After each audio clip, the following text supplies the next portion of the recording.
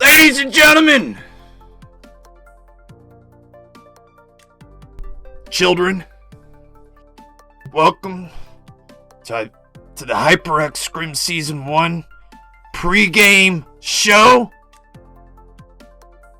with your play-by-play announcer, the Viper Sniper, Duke Cummings. Alongside of me, that would be my color commentator, Misfire's Pickford. Hola, Pickford. Hola, Duke, ¿cómo está? We are ready. The rumors and innuendo have been racing all week. They all have been waiting for this event. 1 week down out of 8. They want to know. They want the stats. They want the facts. Where are we after 1 week? Where are we? I would say that we're in the booth, waiting for week 2 of the Scrim Season 1, presented by HyperX, sponsored by HyperX, ran by HyperX.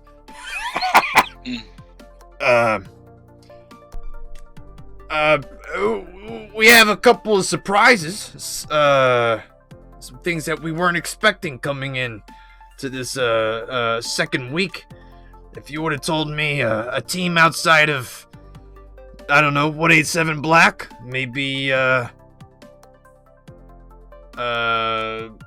OUTcast Alpha, maybe one of my personal favorites, Misfire, a few other teams out there, had you told me that it would have been Hacks here in the lead after 1 week, I would have thought you were crazy. Duke, you should have seen the chat on Monday night and a Wednesday night in the stream. People were astonished. They couldn't believe it. A team that we did not even talk about at all last Monday comes in and not only wins 2 out of the 3 events in the first week, but has the lead after 1 week. Look at these standings, but they have a nice big leads over 187 Black and OUTcast Alpha. But then Brohim Elite, team that we did talk about, but we know who knew that they'd be this high up at this point. The Woo Mena for Misfire, last one standings. all the way in 8th place, yet they only played in 2 events last week, did not play on Wednesday, and still were able to get 8th place in 2 events. 8th place, but still 60 points outside of first place, so that's quite the hill to climb. And here we have the most lucrative award of all, the Cherry Topper Popper. Trick of the Woo in the lead with 30 points. Followed behind him is Mr. Zebra, 6 kills away from him at 24. Attitude of Hacks with 23 kills. Then you have Peachy, Marsh, Junie, Ginger, Artemis, Ciroc, and Mystic to round out the top 10. And what you see here is you see a lot of teams, a lot of players from the same team. Look at Brohim Elite. They have Marsh, Junie, both in the top 10. 187 has 3 members, Mystic, Ginger, and Mr. Zebra. But surprisingly, the team that is in 2nd place, Duke, where are they on this list? Where's OUTcast Alpha's representation on this top 10? Nowhere. They're about placement, not about killing and blood spilling. Here's a list of the teams that will be playing today, though some of these teams on this list will not be participating due to some last-minute changes. Bad Company won't be playing. In place of them, I believe, will be War Criminals. Also, you have the Forgotten Uprise Elite and Meeseeks. But a few of the same teams from last week participating this week. And so we're seeing some these lists kind of solidifying. The same teams are coming in. We did have 16 teams that played all 3 events, so that is our highest amount yet. And now these teams are going to have to do that. They're going to have to. They know they have to play all the events if they want to be in a. Like I said, the only team that could even come close is Last One Standing. They did 2, yet they're still pretty far out of the running in 8th place with only 19 points. Also, a couple of other teams on this list that you see will not be in for today. That's the Toluga Rebels, Abel's Fat Cheeks, and Vortex Gaming. They will not be in today. It's surprising because Abel's Fat Cheeks, they played on Friday, ended up getting themselves a 10th place finish, did pretty well, but we also have some new teams. Like I said, what's good about this event, Duke, is we got new teams coming in every single event. Like this Uprising Elite seems, and I don't know, Meeseeks did play last week. They only played 1 event. They played on Wednesday, and they keeping 3rd place. So this Meeseeks High Life coming in here could be a real wrench in the gears. A couple of those teams, as you can see, have no logo. So very sad. Little 1-on-1, 1 versus 1 here. Last week, I had the pleasure of talking to someone named Thrive from Hacks, and he was very upset about the lack of love given to him and his team prior to the season. And as we take a look at some of the stats here, I mean, he's put up some numbers compared to Mr. Zebra of 187. He's got a higher kills per match. He's got just as many scrim wins as Mr. Zebra, and he's done it in less matches. Also, he's got a kills tiebreaker. Wouldn't you know it? Hacks had more kills last week in Monday's scrims than 187 Black. Well, Duke, let me bring it down to you right now. I hate to bring it to you. I talked to Thrive today. He's no longer in Hacks.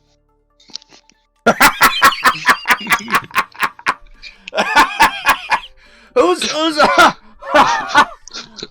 on the technical team? Who put that thing together? Oh, what a waste of time. Anyway, here's the Hacks. Here's the Hacks team stats. Leading the pack here, Attitude, alongside of him, Peachy, and then Cobra Luis. Some high kills per match here. Yeah, what I've said, if you haven't seen this before, the way I kind of look at it is if you're 0 to 1, you're not doing your job. You're below average. If you're 1 to 2, you're really where you should be. That's where a player should be contributing, and that's how your team's gonna be successful. If you're 2 to 3, you're great. You're probably an all-star, one of the best players in this lobby. And if you're higher than 3, you're god tier. You're probably cheating. So stop it. Here we have 187 Blacks stats. Mr. Zebra leading the way on this team with 24 kills, but he doesn't have as many wins as Ginger or Clown. You also have Murda. Again, a lot of kills on this team, a lot of high KDs. A lot of high KDs. They also, their 5th member, Mystic, has also been pulling their weight. But what you see here is everybody that won this Black is doing their job. Everyone is contributing. There is no weak link on this team. So if you knock any one of these players and take them out, and there's only 3 players left, you know that 187 Black team with only 3 players is still going to be aggressive. They're still going to go after them. They're not going to back down just because one of their guys has been killed. Also, I'm getting word from Brownie here. He's saying, please have patience. With what? Game is making it very difficult and buggy to make. Wait, this doesn't make it. Hold on. Let me read this. The game has made it very difficult and buggy to make FPP rooms after the update. Okay. There's your warning, ladies and gentlemen. OUTcast Alpha leading the team here in kills is Brownie with 14. That's a far cry from the previous 2 teams with Attitude and Mr. Zebra leading the way. You look at these averages, these kill averages, they're kind of pedestrian. They're good. They're not. Nothing's gonna take you out of those. You'd be like, holy crap, these guys are great. But that's the key to OUTcast Alpha. They're not. They get kills if they have to, but they're really looking for placement. And we take a look at our 4th place team. Junie and Marsh leading the way with 19 and 18 kills apiece. Not far behind them is Sarge. But who's this dead guy? Really living up to his name, it looks like. And actually, we talked to Dead last week, and that's one of the kind of points that he made was that yes, he's not the best player on the team, but that's what he's best at recruiting the best players, getting the best players that he possibly can into this team, and that's always been kind of what Dead's been talking about. Everyone can work into what they're best at, and for him it was finding the best players, talking to them, and get them in there so that they are motivated to get in there. Because each one of these teams, Junie, Marshall, are all on the precipice of going to that next excellent tier, and Dead is just pretty much right along and enjoying the ride.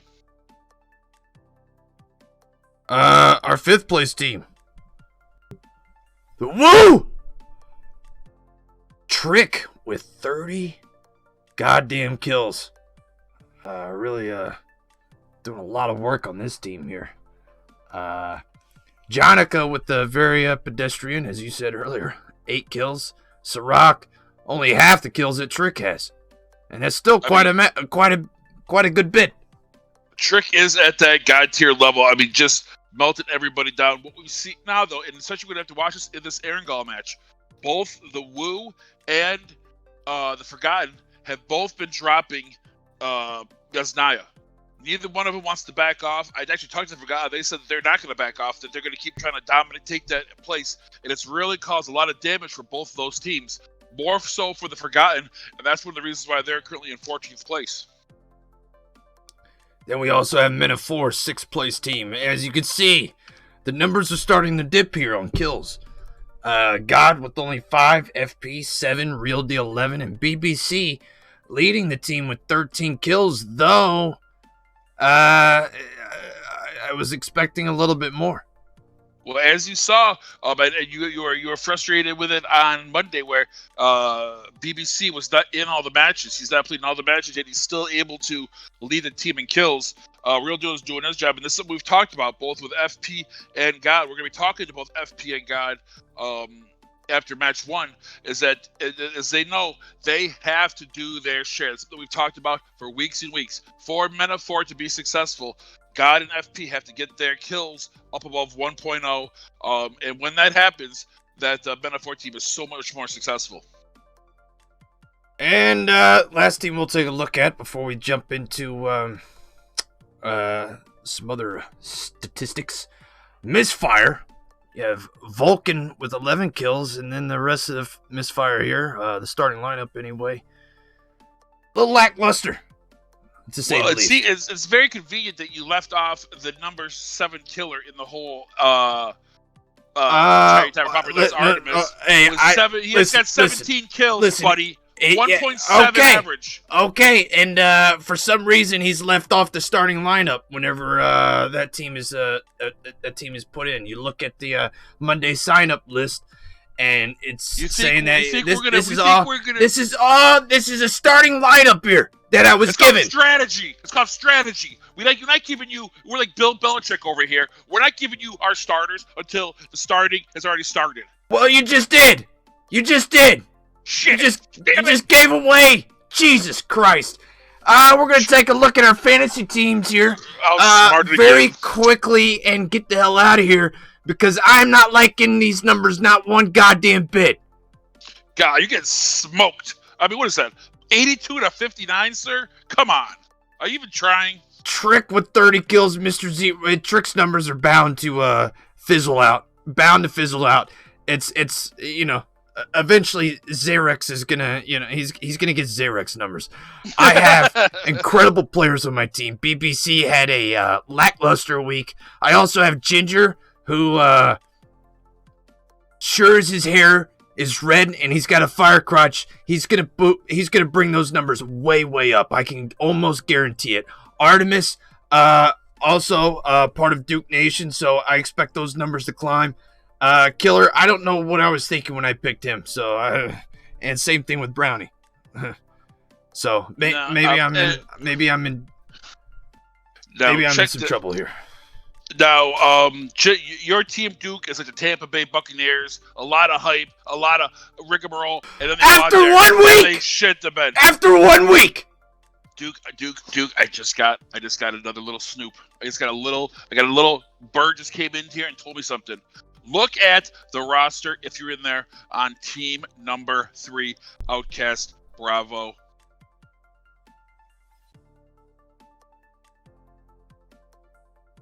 Two members formerly of Drop. That being Drop Karma and Drop Spirit. Look what are we seeing? I'm seeing Drop Karma has left Drop and now is playing for OUTcast Bravo, and it looks like the same thing for Drop Spirit. Another coup by OUTcast Alpha, trying to shore up, because to tell you the truth, OUTcast Esports is really one good team and 2 other teams. The other 2 teams, I think, are in the mid-20s to low 20s in the power rankings. Bravo and Charlie have not really been successful at all. And I know that OUTcast Alpha is really looking to shore up this Bravo and Charlie team, because although OUTcast Alpha is in third place, the rest of the teams are way out of the running in the mid-20s out of 33 teams. It's like trying to think of a good analogy here, Pickford. It's like I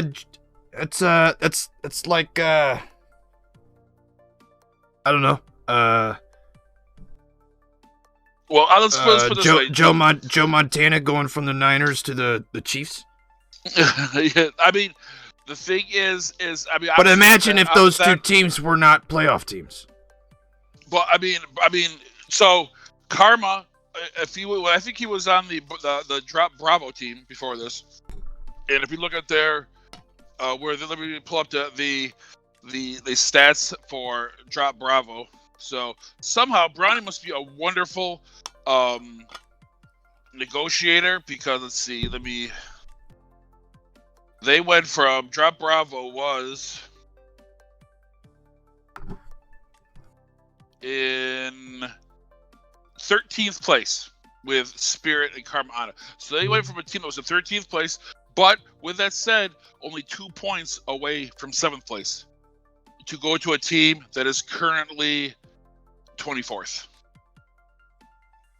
So I always love a good in-season trade to a worse team. I mean, if you look at OUTcast Esports as a whole, they're really, if you're judging them on the success of all three of their entities, I mean, I think you have OUTcast Alpha, which is currently in 3rd place, and then you have Charlie that's in 23rd place, and Bravo, which is in 24th place.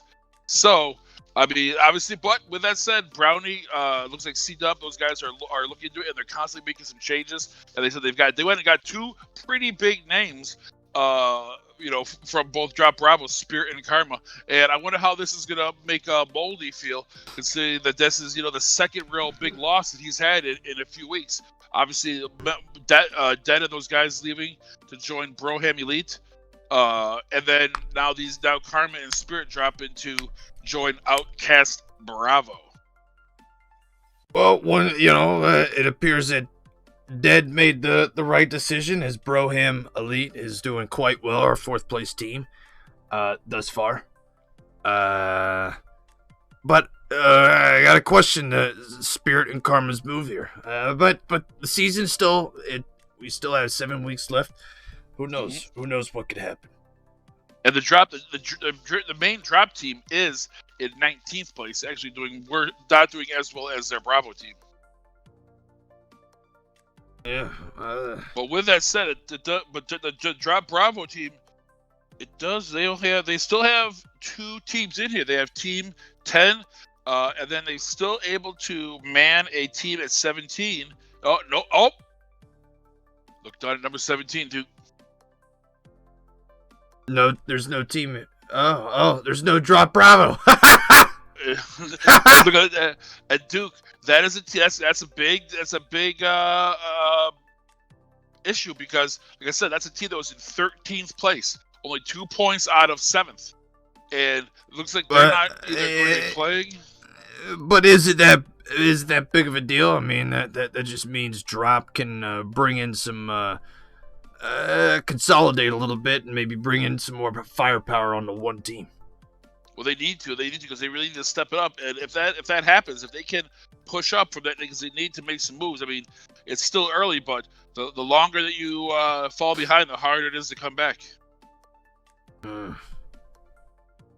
Well, with that said, I guess we could jump into the first match here. Yes, looking forward to it. Let's see if teams. I've been playing a lot on this new map. I think, Duke, that there's a lot of places that used to be terrible that are getting a lot better. I spent a lot of time yesterday over at Quarry.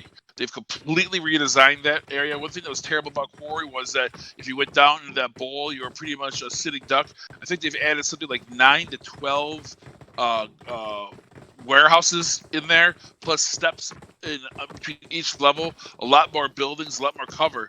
It looks like the Quarry area is a lot more high quality in regards to its loot. We'll see if any teams choose to jump over there. Usually the southwest corner is not a popular place. We'll see who jumps that stupid Triangle of Death, Shelter Farm, Milta. I always tell people to never go, but yet people still do. And as you don't do, so few teams go to Novo and to Military. We'll see if that's been changing. Bravo's been going there a lot. I'll see if they're going to keep going there. And this Battle of Yasnaya continues on between the Forgotten and Wu. Who is going to win that battle tonight?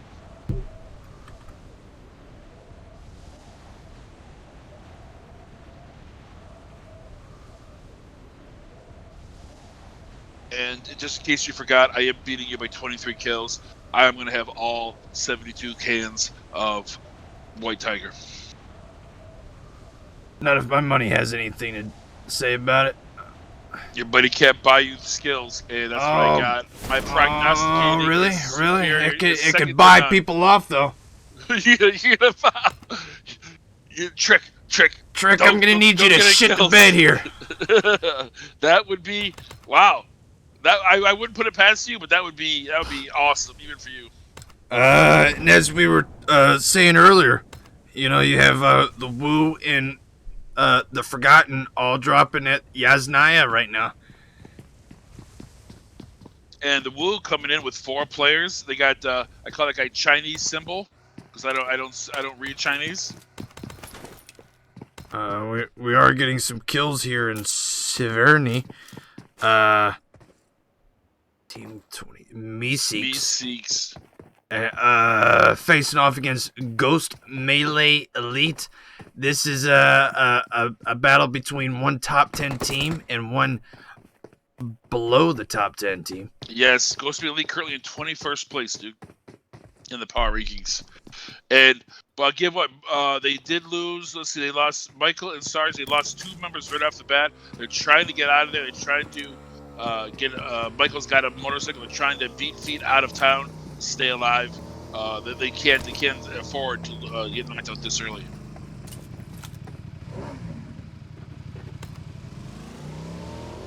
Looks like they're gonna get out of there. And they should be pretty, but looks like they might run into Team 16, the Uprise Elite, if they're not careful. Now we do have a battle here between Infamous and our 4th place team right now, and that's Broham Elite. But Kronos has already been knocked, and it looks like Scorpion and Demon Seaman are getting a little bit closer to him and getting ready to blast him in the ass and send him back to the lobby so he could go enjoy the high quality entertainment. Scorpion looking around, trying to find if anybody's going to come after his buddy, but it doesn't look like that's going to happen. Looks like they're going to cut their losses and continue on without him. That team that Prohibit Elite, that's a bad mistake for them.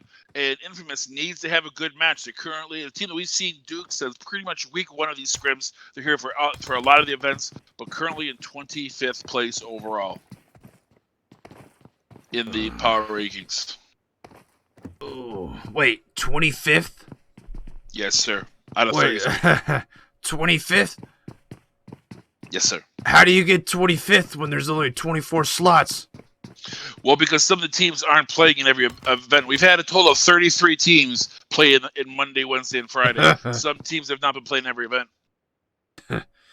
Well, thank you for informing the chat and the people that are watching. So that no problem. And I tell you what, though, doesn't look like that Broken Elite team is in any real hurry to get out of town.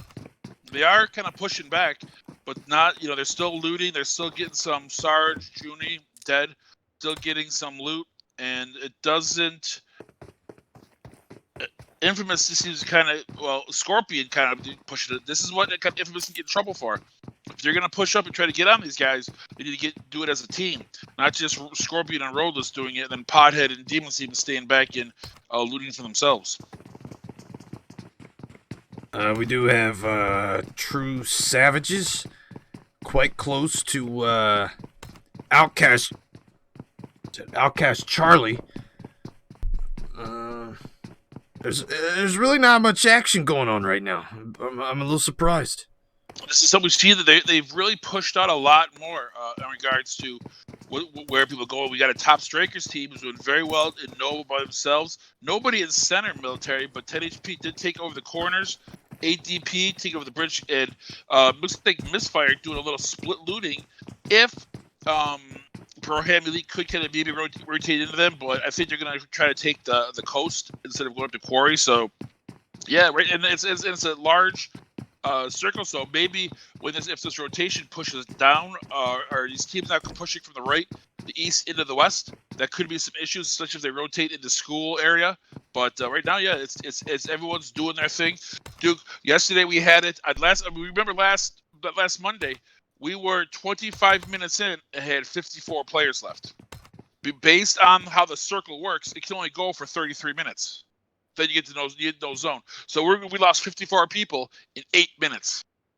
I think that's how it's going to be shaping up in this match. The teams are going to play smart, play not for position, but then when it gets on those last circles, it's going to become just a frag fest. Now we're getting some shots over in the school area between True Savages and OUTcast Charlie. A little bit of a long distance battle here, but Benny on True Savages starting to rotate around on the east side of school, away from the rest of his team, trying to get an eye, trying to get some sight on OUTcast Charlie, maybe be able to get a knock here potentially, but I don't see any push coming from this. And I also look to the right, Duke, the Forgotten. They said they weren't going to leave Yasnaya. They did. They left Yasnaya to the Woo, pushing out of it and taking this compound over by it to the right.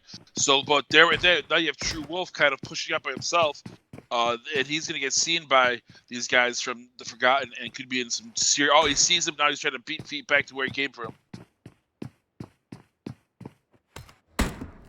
Very disappointing, I gotta say. Very disappointing. I was hoping for a battle between the Forgotten and the Woo. I mean, the Forgotten has really been taking a damage that first week, and that's why they're in 14th place in the power rankings after week 1, which was my pick to come in 3rd place. I mean, Pickford, of the teams that weren't presented in the top 10 today, who do you see coming out of there and making a statement this week?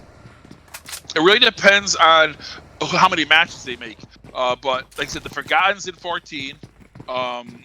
You have Meeseeks, which is actually at number 10, but they're not they played more matches. True Savages is in 11th. THP. A lot of these teams are they're very, very close. I mean, it is only 3-4 points from 13th to 6th right now.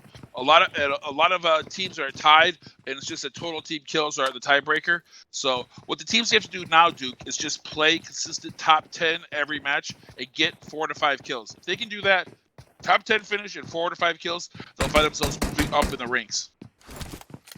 I'm gonna move us over to the west side, southwest side of the map here, between Misfire and Broham Elite, 2 top 10 teams, very, very close to one another. Misfire in 7th place as of right now, Broham Elite in 4th. So this is a high-powered battle here, and looking on the kill feed, it looks like Hax is falling and he can't get up. Attitude of Hax. Uh-oh. Hax is not. Luis already done, so that's not good for them. An attitude. Like, that's obviously be a huge match 1 faux pas. Hax would get knocked out this early, but from the looks of it, where is the rest of Hax? Well, one of their members is already dead. That would be Luis. Not entirely sure how he went down, and now Cobra and Peachy are nowhere near where Attitude is at. Whoa, that is a decision to. I mean, I think that the Cobra could go back and get Hax. I mean, it doesn't look like it looks like maybe that's what Cobra's going to decide to do, because Attitude is not. I mean, you've seen in the kills, the Cherry Topper Popper. That's not a player you want to lose. She is high quality, and you want to get her back. It looks like Cobra's going to be able to maybe potentially get over there to Attitude. His Attitude is bleeding out quite quickly, and Cobra loses traction on the way over there, and that's going to do it for Attitude.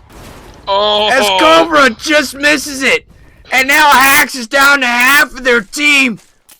Wow. Hax is going to have to go into that defensive mode now, with the 2 of them left. They're going to have to go back into that, just get in position, and don't make this first match that bad. Don't make it an error that get 4 or 5 points if you can, and then try to do better in matches 2 and 3 to save the scrim as a whole. Remember, you're getting judged on the entire scrim in the power rankings, so one match doesn't really mean that you're done for. Well, we were talking about earlier the Forgotten, and well, They are a foregone conclusion. They're dead. It's it's over for the Forgotten in this match. As true savages, place. True savages, as they were over there surveying the area of where Outcast Charlie was at. The Forgotten pushes in from behind and ends up getting hammered here by Benny and Wolf, but they lost Brett and Killer along the way. Not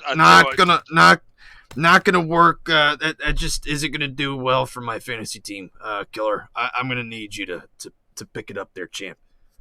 Boca and Gizmo need to take control of this team and make some corrections. It's not that bad. It's only been 4 matches, but they haven't really had a strong match in a little while where they've really dominated, and especially with a 21st place knockout getting 1 placement point, that's not going to help them this week either. No, it is not. We do have a couple of teams in the Pochinki area. That would be Last One Standing against Me Seeks and Destroy. We also have Outcast Bravo coming in from the east side, which is the backside of where Last One Standing are at. But it appears maybe Outcast Bravo may... not entirely sure what Mr. Bacon is doing here. It looks like he's going to get his vehicle into a safe place where it can't get shot and blown up.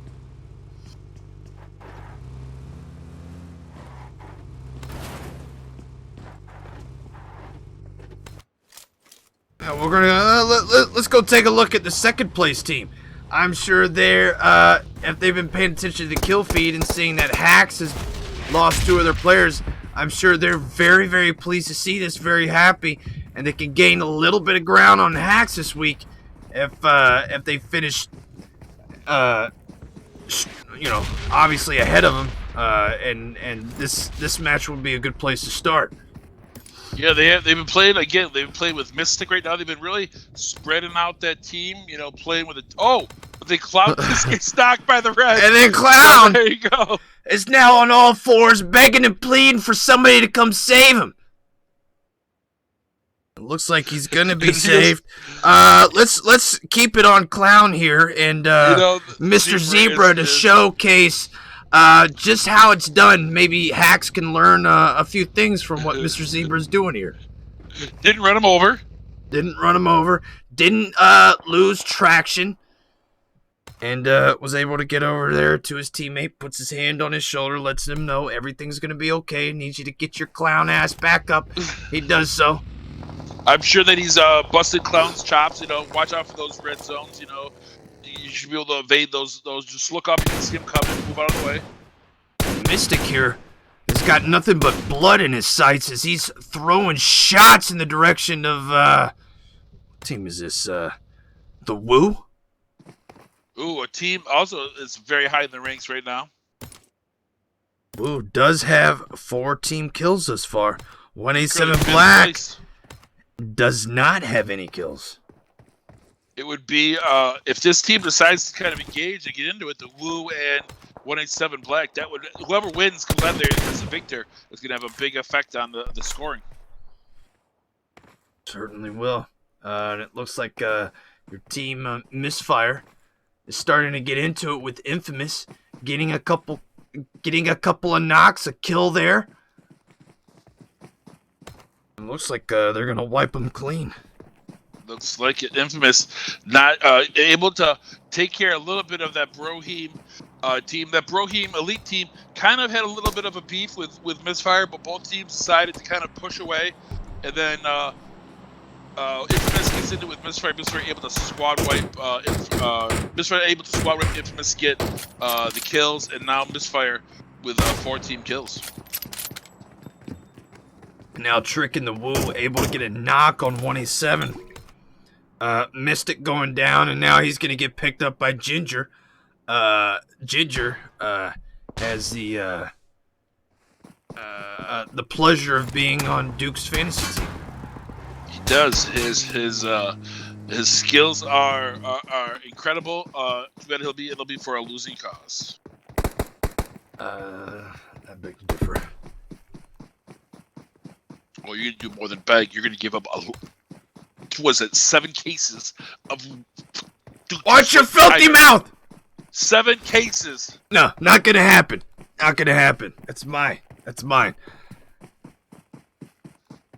Win, lose, or draw. I'm not relinquishing. I know that you're not a welcher. I know that you won't relinquish on your good word. I have a good word. Well, you better, or I'll make the compound fire look like kindling sticks and a firecracker. Well, let's take a look at another team in the top 5 here. That's OUTcast Alpha on top of the mountain. That's what they like to do. Set up where they think the zone's going to go and set up there. Actually, C-Dub came on and we talked about circles and where circles go and how C-Dub, the farther away, the farther away you are from the center of the circle, you lose by about 25% the probability of finding the circle. If you're dead center, you have a 100% chance, and then every, I think it was like a few hundred feet or whatever, you goes down by 25%. So he's thinking it's going to be a north-west circle, and you tell you what, I can't argue with him because those guys have been very, very good at guessing where the circle's going to go. There's certainly a team about placement, a very different strategy there compared to a team such as 187 Black. 2 very different strategies, and I one could argue that those 2 teams are at the probably maybe the best teams at their respective strategies in these scrims. I agree with you, and they kind of it's almost like a yin and yang. You can really learn from both of these teams. Just the unbridled aggression of a 187 Black team. But I know we've talked to Ginger multiple times, and he's like trying to pull the 187 Black team in to be more structured, but he said it's like 4 wild horses. They just want to go, they want to gallop, they want to go at it, and it sometimes can be very hard to kind of pull those reins in and get them under control. We take a look at the circle, and they're just outside of it. A number of teams that are inside of it. We'll take a look at the Uprise, but it looks like they're not going to get into a fight with Top Strikers.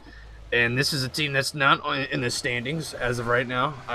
Am I correct in that? The Uprise, no, this is there. As far as I know, unless they change it, this is the first time we've seen this team.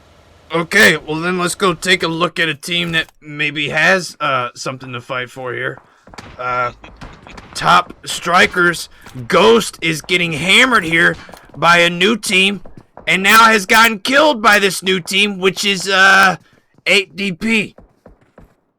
That is going to be, as Top Strikers, they are not completely done. They only lost Ghost, but this is a team that's really been trying to be an improvement. Top Strikers kind of like in that infamous mindset where a team that's been around for a while. Not that we haven't been talking about them a lot, but currently the Top Strikers has been doing quite well for themselves as they are currently, let me check it right, in 9th place in the Power Rankings top 10. So again, they're in that top 10, and Zozu just got blown up by himself. That's terrible. I don't know what he did, but he just got himself killed all by himself. And now Top Strikers is down to 1 member. Oh no, they do have 2 members left standing. Zeus getting knocked by this 8DP team. Maybe it was Renzo.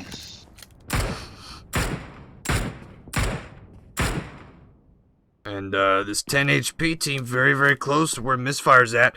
Prod is in real trouble. Prod has been knocked here. Misfire is able to pick up Zozu, but they're so spread out. It's going to be hard to deal with this team. This is a quality team. And Goldie, Prod, Joe, those guys. Vulcan trying to get an angle on Prod, taking him down, but it doesn't look like that's going to happen. Fat Boy able to get the pickup on Zozu. Artemis rotating around with where Vulcan is at. Vulcan getting a knock here on 10 HP's Joe as he's in the building, crawling around, begging, pleading for some help here. Fat Boy now getting taken down by Goldie. Artie, Vulcan pushing into this building. Goldie taken down now. As Bliss is able to rotate inside the building, Artemis and Vulcan now pushing in.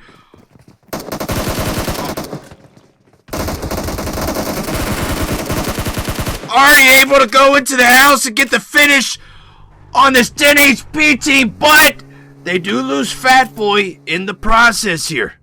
Yeah, that was. I think that Vulcan getting knocked really was what screwed up that kind of rotation. And here comes another Men of 4 team. It looks like they've heard the noise, and they're going to come in and try to third party this Misfire team after seeing 10 HP get killed on the kill feed. Because Men of 4 is pushing very, very hard to Misfire's location. And it looks like Mamba's able to get there first. He's looking around trying to see if anybody's potentially in the area. He might want to start backing up a little bit, considering the rest of his team is a little ways away with where he's at. He's a little bit of an island. Yeah, you're right. He's a little bit of an island. And this is giving Vulcan, Zozu, and Artemis all chance to get healed up. The Miss Men of 4 Bravo team is really handling this incorrectly. Mamba's way up in front. Peso, from 187 Peso, is kind of jumping up a little bit with them, and Elma, Mott, and Yams staying back and trying to get a little bit of an overview, but they're at a lower level, so I don't know how they're going to overview from a lower vantage point. And now the gig is up as Misfire was able to see them starting to come in, but Mamba here and the rest of this Men of 4 team pushing in, able to get 2 knocks. Artemis is the only one that's left standing. And then it's going to do it for Misfire, getting a 15th place finish, though. They do get 8 team kills, so that'll help a little bit. Yeah, they get only 2 placement points. They were able to get 8 kill points, so that does help give a total of 10 points. But kudos to Men of 4 Bravo. Actually, maybe I misspoke, because it looks like they kind of got some angles on them, and were able to. I don't think Misfire saw that they were there, and were able to pick them off 1v1. And so, excellent job by Men of 4 Bravo with 187 Peso and Yam on that team. And now OUTcast Alpha has lost 2 of their members, but they do have 5 kills at this point. Got 8 DP. Firing shots as a team drives by. That's going to be Men of 4. Last one standing. Taking shots at a team. I believe they're firing shots at 8 DP. Now Men of 4 up on top of the hill. Very close to the 187 Black. Here's a fire shots over in the direction of where Mystic is at. Mystic able to get a knock on Real Deal. Greedy now fires shots at Mystic. Can't quite get the knock, but finally does. And that's going to do it for 187 Black. Wow. As also, Top Strikers comes in and gets the finish on Clown. And they kind of do a 2v2, Men of 4. And now here comes Men of 4 Alpha and Men of 4 Bravo going to get into it right off the bat with Top Strikers behind them. Let's see if they can get picked up in time. BBC trying to pick up. Zeus getting hammered. Rage is the only one that's left standing on this team, it looks like. El Mamont, Mamba, doing the old pincer move and gets him in their grasp and takes him out, and that's going to do it for Top Strikers here. But they got to be careful, because just over the hill, you have the Men of 4 team. BBC with a solid 0 kills for my fantasy team. Get it together! Ah! This is like the big brother versus little brother. Who's going to come out successful? Yam did get knocked early, but was able to get picked up. Men of 4 against Men of 3. BBC, Real Deal, Greedy. This is a team that we know. But, Mamba, we saw Elma Mont. This person's done well. But let's see how the Yams does. And there you go. Greedy almost knocked. Getting hammered there. BBC able to get a knock here, but that seems futile. Real Deal getting knocked here. Greedy.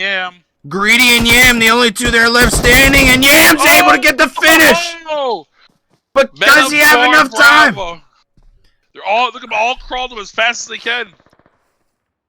He should have enough time to get his members up and get them going towards the zone, though they do have about 200 meters to get going. We're going to have to ask this Meta 4 team. We're going to interview them right in the next match. Not only are they fighting for supremacy on this board, but they're fighting for supremacy on their own team with the OUTcast Bravo team, or the Meta 4 Bravo team, wiping them out. We do have the Woo here with 8 team kills right now. Not far from where they're located at is OUTcast Bravo with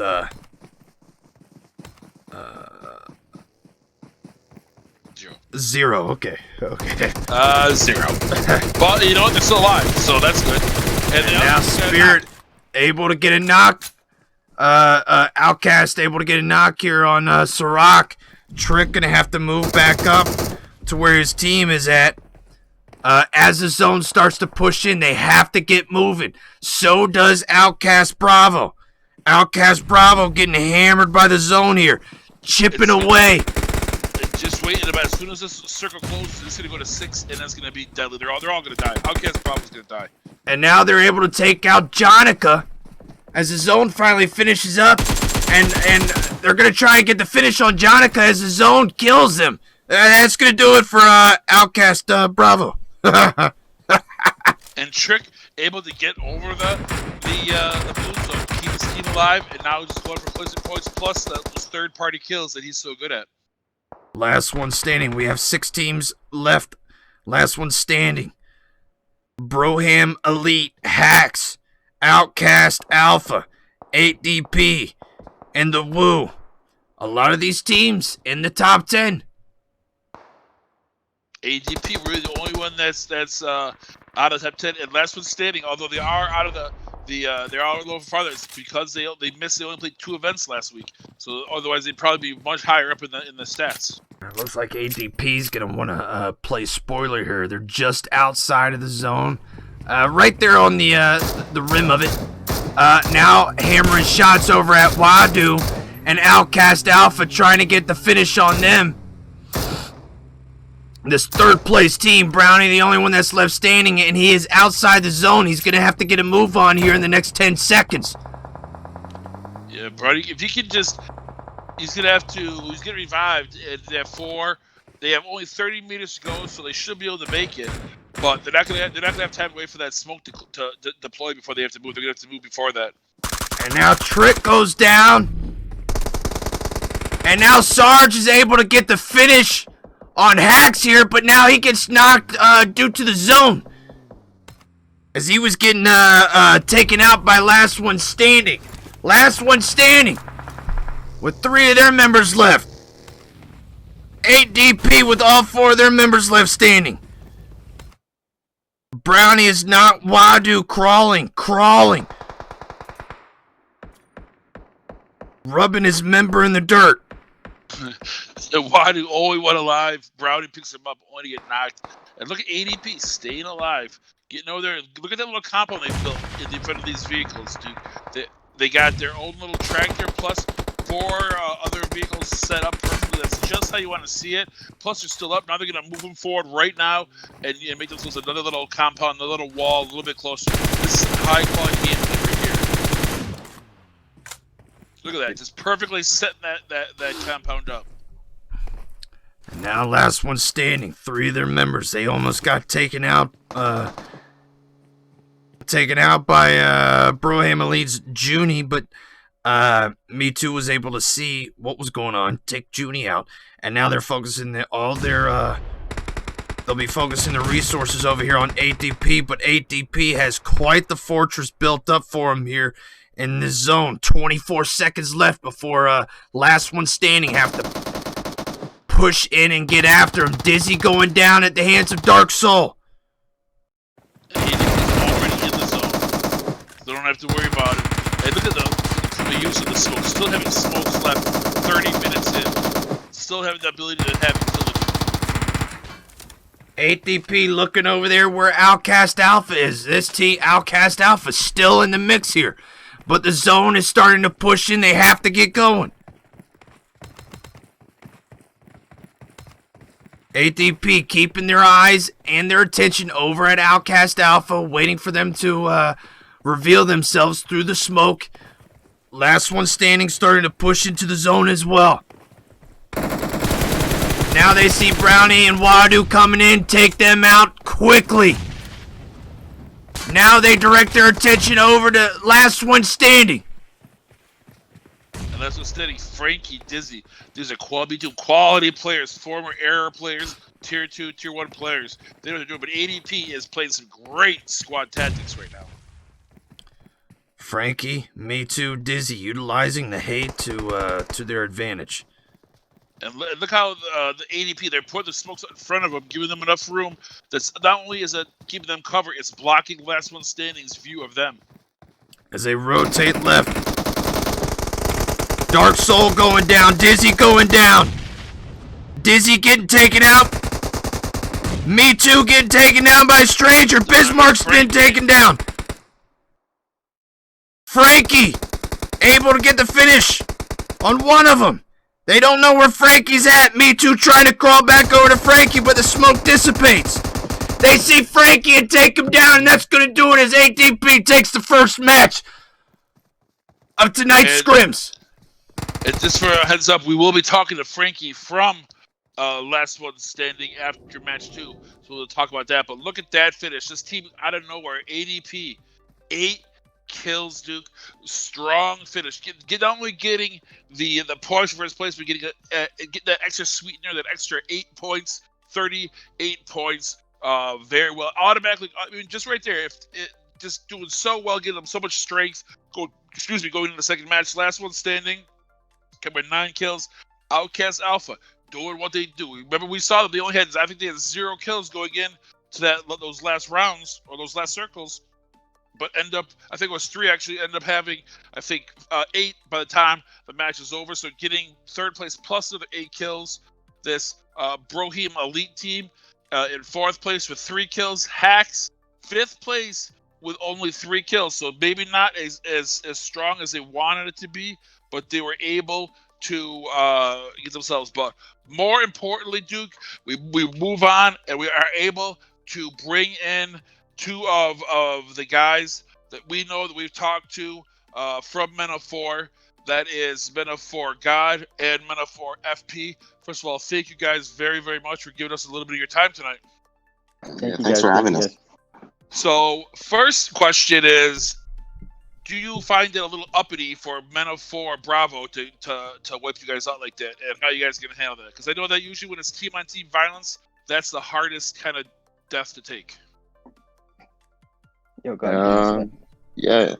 So yeah, shout out to them. I mean, they wiped us. It was a 3v4 for them. We were like 3 up. They were like 4 up. But yeah, shout out to them. They wiped us. I mean, both Oh, yeah, you guys. Just to add on to that real quick, ahead, that sorry. just shows how good both teams are. Don't sleep on Bravo. They can frag out too. So just to the other teams out there, just know that both teams whenever we put out our teams, we come out really hard. Yeah, I mean, Men of 4 Bravo, obviously they're coming up. They're currently in 18th place, but like I said, they get a couple of good finishes, and they're going to be right back in the call. But you guys currently are in 6th place with 25 total points, so kind of right in the middle of that top 10. What have you, after the first week, what are some of the things you've taken away that are good and bad from this first week's of the Scrim season? Yeah, so basically we had a kind of rough week last week. Yeah, we're not really aiming for like top 10. We're generally aiming for like top 5 at least. Mm-hmm. Yeah, we had a rough week last week, especially on Wednesday and Friday, where we didn't really finish where we wanted. And yeah, we're not really concerned about it because it's like a season is like 2 months. We still got like 7 more weeks to go. Yeah, and we're trying to just bounce back and just see what we did wrong and try to fix that. I think we've talked to you guys before about your improvement. You guys are obviously gotten a lot better, and I think that the key to your success is that all parts of Metaphor are really working together. You guys, we talked about months and months ago before you guys really grew as a team that it was a lot of BBC and that you guys were just trying to participate. But I think that as long as everybody can keep their stats up, as long as everyone's part of that, I think you guys can definitely be top 5. I mean, we talked about it last week. You guys should be top 5, if not better. It's just that I think everybody, no one getting lost, I guess, in the mix, if that makes sense. Yeah, exactly. Yeah. We know our roles on our team. Like everyone has their own role, so we just gotta play our roles, and we know we'll be fine. So, going into this, I know you guys talked about playing smart. Playing the best game you guys can play, match in, match out. With that said, if you think for the rest of this season, is there going to be any kind of intermingling between Metaphor Bravo and you guys? Sort of like OUTcast kind of like intermingles all their teams, still trying to create? Or are you guys like this is this 4 and they're there 4? We're going to keep it separate. Yeah, exactly. Sometimes we might like move around 1 or 2 players if we need a 4th, because sometimes people are not available. We try to always have a full team. So sometimes we might like mix and match, but we like to keep our alpha team together, and we might bring like one guy from our Bravo team onto the alpha team, but we won't have an alpha player go onto Bravo, if that makes any sense. So yeah, and also we're having Greedy come back. Greedy played this first game. It was his first Scrim after like I don't know how many months. I think like 3 months. So we got him the first game. Just tested out how he's playing. Hopefully he'll be back. Maybe not this week. Maybe next week for sure. We'll have him on playing all 3 games. If not, hopefully, yeah. It was his first game, so I'm happy for him, and he did pretty good. So one last question before we let you go, to the viewers out there: what's one thing that the viewers should be watching for Metaphor to be doing this week? What is one thing that you guys? If I'm a Metaphor fan, if I'm cheering for you guys, what should I expect from you guys this week? We're gonna be for sure in the power rankings. We're gonna go up, man. I expect us to at least, 6 is not where we want us to be. We know what we are capable of doing, so we're gonna go higher for sure. At least you're aiming for a top 3. If not top 3, at least just go higher up in the rankings. Yeah, for sure. Well, I mean, you guys definitely have the skill set for it, and we're going to be. It's a long season. We're going to be checking in with you guys multiple times before the season's over. I mean, you guys aren't really happy with where it's at right now, but I still say 6th place is a nice start, good foundation to start with. So good luck to you guys, and I looks like I'm gonna have to get on the horn with some of those guys from OUTcast or from Metaphor Bravo to get them in here because they're they're making some noise too.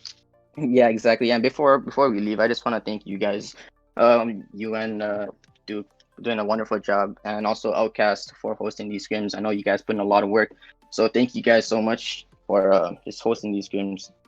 Oh, thank you for saying that. I appreciate that.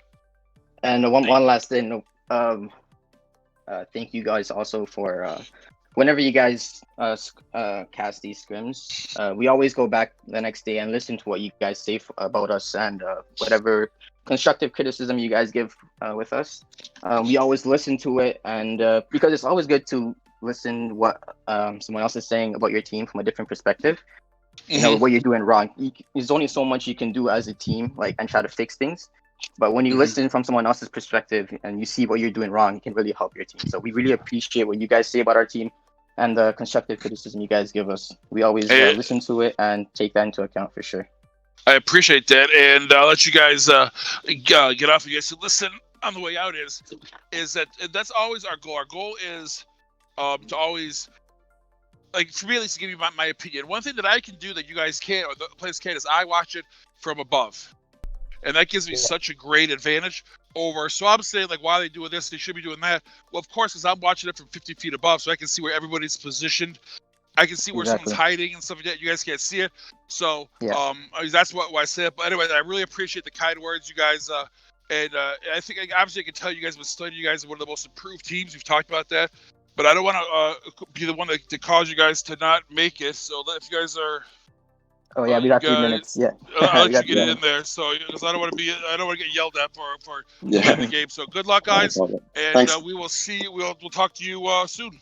All right. Thank you, guys. Appreciate it. Have a good one. Well, Pickford, looks like we got some compliments there about our. Well, that was pretty much all for me. They pretty much said that you were mean and hurtful. Well, I was just about to say something about that. I was gonna say that I don't like the I don't want to put words in anybody's mouth. But the way I look at it as not giving other people constructive criticism, but giving them some constructive shit talking. I feel like I'm the number one. I'm the best at it in the entire business. And if anybody says otherwise, I'd like to have a nice little chat with them. Let me tell you, Grundle McTaint, who was the boss of me at the warehouse before when I first got a job down at the docks. Grundle McTaint was the supervisor down there, and he said to me that every person is like a flower. You need to water them, give them sunlight, and give them some shit, and that's what makes a flower grow. And it looks like you give them a little bit of shit, and I'll give them the water and the sunshine, and they'll grow to be strong plants. Yeah. I mean, that's what farmers use, right? They use manure to. That's right. Yeah. So I know what I'm doing. I know exactly what I'm doing. I miss Grindle McTaint. He deserves to be in jail. Well, he did what he did was pretty messed up, and I'm glad it worked out for me because then it got me a promotion to executive loader. So yeah, it worked out in the end. At least the kid's still alive. Yeah, I mean, really, is he? Well, I mean, he'll never be the same again. I never knew that hair could burn so quickly like that. But with that said, have you been able to does Brownie crap you out those scores yet? Yes, I'm putting them together right now. Nice. I'm excited. I'm looking forward to seeing these scores. And it's it's certainly interesting to see a specific team not in the top 10 really? at all. Yeah. One of our top 5 teams decided to take the night off, it appears.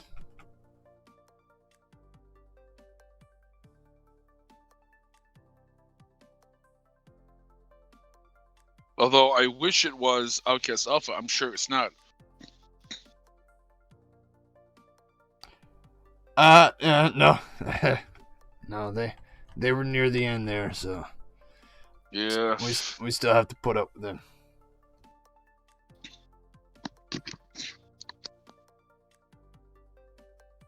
But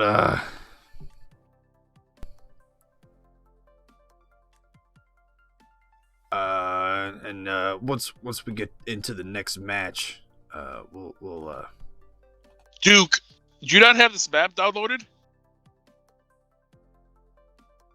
How do I know? It just said Duke Cummings does not have the map loaded. Are you kidding me?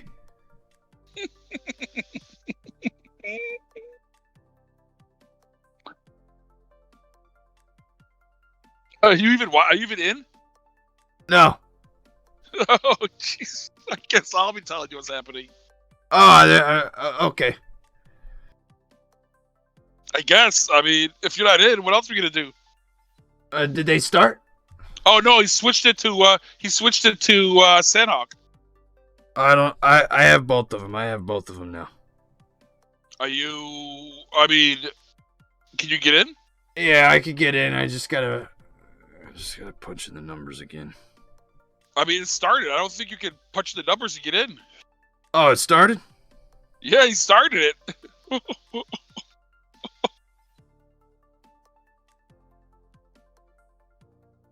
So, what are we gonna, is this going to be radio? I mean, am I just going to explain the situation, what's happening? And we're just going to, you're just going to listen to me talk while you do, a stick figure, you draw what's happening? Well, I guess we'll wing it. Brownie, just so you know, I'm not going to be able to do screenshots. I guess I can do the screenshots. So the play path is starting over in the southwest corner at Nakem, and it's going up towards Magnai. Tell me more, Pickford. Hacks jumped off right off the bat, dropped off early. So did GME, Ghostman Elite, Top Strikers, and last one standing all jumped by Ruins or Pod 9. By the boot camp, we have OUTcast Bravo, OUTcast F. No one's actually going to No one's going to boot camp. It looks like everyone is going to push away from there, except for it looks like now we have Top Strikers, Team 22, and last one standing, all going to drop down into boot camp. And then it looks like everyone else is kind of pushed to the left or to the right. And no one is up in the northeast corner. Wait, what map is this again? This would be Sandhawk. Oh. Down in the bottom, we have, and then we have battles brewing up, taking off right off the bat in boot camp. So we have the Woo, and last one standing, Woo Serac already knocked, and Drop and Outcast. Who is that? Outcast Charlie are beefing it out in the outside of boot camp with Drop. Drop has already lost Grease, and Moldy's knocked. And on Bravo, we have only both Spaz and Bongman are both dead. Popcorn is up. Grim is looking now. We have a Drop and Outcast Charlie are battling it out house to house. Grim is taking a lot of shots. And it is a 2v. Oh, I'd say it's a 1v1 because Drop Zeus is on one side of the compound to the southwest of boot camp, and Popcorn is now pulling up behind Moldy, trying to sneak in and to see if they'll be able to deal with them. Drop Zeus has knocked Grim, so now they're down. Popcorn is the only one up for Outcast Charlie. He has put some rounds on Moldy. Moldy is 5 HP. Popcorn is about 2/3 of his way. They're battling. Oh, and Popcorn is able to kill, Drop, Moldy, and Thurston. So they have Ambush and Zeus from Drop are on one side of the river, and Popcorn is on the other side of the river. They are not on top of each other. They've kind of broken off their little battle, and Popcorn is pulling back, going towards boot camp. Currently in boot camp, there are 3 teams: Top Strikers, Last One Standing, and the Woo. But they've kind of spread out in boot camp and are with Last One Standing taking over Big Red. But now Top Strikers is pushing Last One Standing in Big Red. They've knocked Frankie. They've knocked Me Too. All 4 members of Top Strikers are up, pushing into Big Red. They're looking for where Zavex is. He's the only one. No, Zavex has gotten up and he's been knocked now. Me Too has been thirsted. Zavex is down. Legend is down. For Top Strikers, it's only Frankie and Hitch. Frankie from Last One Standing. Oh, and Woo Serac from the corner. Third parties. Frankie takes them out. So Last One Standing are out in 22nd place. This allows all the members of Top Strikers are up in Big Red, and now the Woo and Trick are to the right of Big Red. If you're looking at it from the east side, they're in the triple decker to the right. There's a trench, and then they're in the triple decker. And Top Strikers are all in the red. Woo, Jonica, and Trick are getting ready to push into the red, while Phil, Payne, and Serac are coming up behind them. So it looks like the Woo is going to choose to push Top Strikers inside of Big Red. Only Hitch is kind of keeping an eye on that side of Big Red, while the rest of the team is on the other side, but they're all pushing over. Top Strikers is looting up the rest of Big Red, while the Woo is now pushing over to the right warehouse, looting up in there, trying to get a peek on anybody from Big Red. And Top Strikers throwing multiple grenades into that warehouse, trying to do some damage to the Woo. None of those are hitting. So Jonica is right up next to Big Red, still outside, but next to the the first floor on that little landing that goes up to the second floor for that door, while the other two members of the Woo are in the warehouse. All of Top Strikers are still in Big Red, and OUTcast Bravo is pushing into boot camp from the warehouses to the north. They obviously hear the gunfire and are coming in, but now they've just OUTcast Bravo is looks like they're deciding if they're going to make a stand here, if they're going to just loot these warehouses to the north and kind of beat feet. It looks like they're going to loot the warehouses up top, but not going to go in and join the battle. Now in the battle, now the Woo is inside of Big Red. Feel Pain is knocked just outside. Woo is Jonika's inside, and Woo, Trick, and Sarek are in the warehouse. So it looks like Feel Pain is going to be bleed out outside in the trench to the left of Big Red, while all four members of Top Strikers are still up. Jonica just takes some shots while she escapes from Big Red, trying to pick up Feels Pain, who's now crawled over to the side of Big Red, and now Hitch and Legend both get. Hitch is the 1 HP. Legend is knocked from Top Strikers. Both Zeus and Ghost are still up. Hitch gets knocked, so two members of Top Strikers are knocked. Feel Pain was able to get picked up. And now it looks like all members of the Woo are up, and two members of Top Strikers is up. But now Zeus is trying to pick up Legend before the Woo come in here and push. Legend has been picked back up. So right now it's a 4v3. And Legend now gets knocked again by Woo. Trick. Ghost is like 2 HP from Top Strikers. Feel Pain gets knocked, and Ghost gets knocked. Now it is a L, and the Woo squad wiped the rest of Top Strikers, and all of the Woo is still up. They have now, they have to actually, Feel Pain gets knocked, but all four members of the Woo are still around, and they take over boot camp. So both Top Strikers and Last One Standing's out early, and the Woo takes over boot camp. Now we're going to move over to, let's see what the next battle is. Teams are kind of there's no teams up in the northeast corner up by Camp Bravo, Magnai Cow. There's no teams at all up in Paradise at all. They've all pushed down the circle. It takes over the northernmost part is over at Hot Tin. It goes all the way to the west, all over the west coast into the water. It goes down all the way to the south by Banai. It cuts through Quarry, and now it looks like Infamous has been taken out also. So we have OUTcast Alpha is in Pad 9. The Forgotten is to the right of boot camp in a compound. OUTcast Bravo, and now Drop and 187 are getting into it. And it looks like 187 has just melted down and destroyed Drop.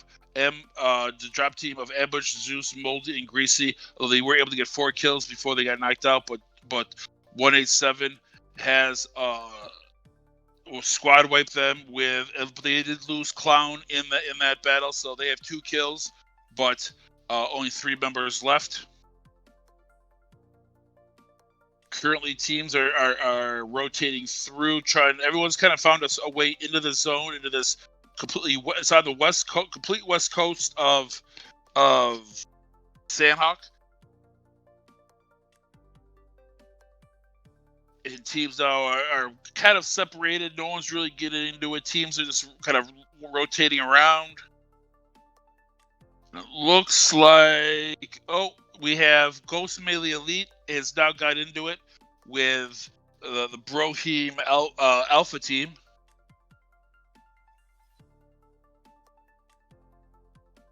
And they are the Brohim Alpha coming out of Camp Alpha, while Ghost Melee Elite is to the right of them, kind of not up on top of the hill, the mountains to the east of Camp Alpha, but kind of at a higher level.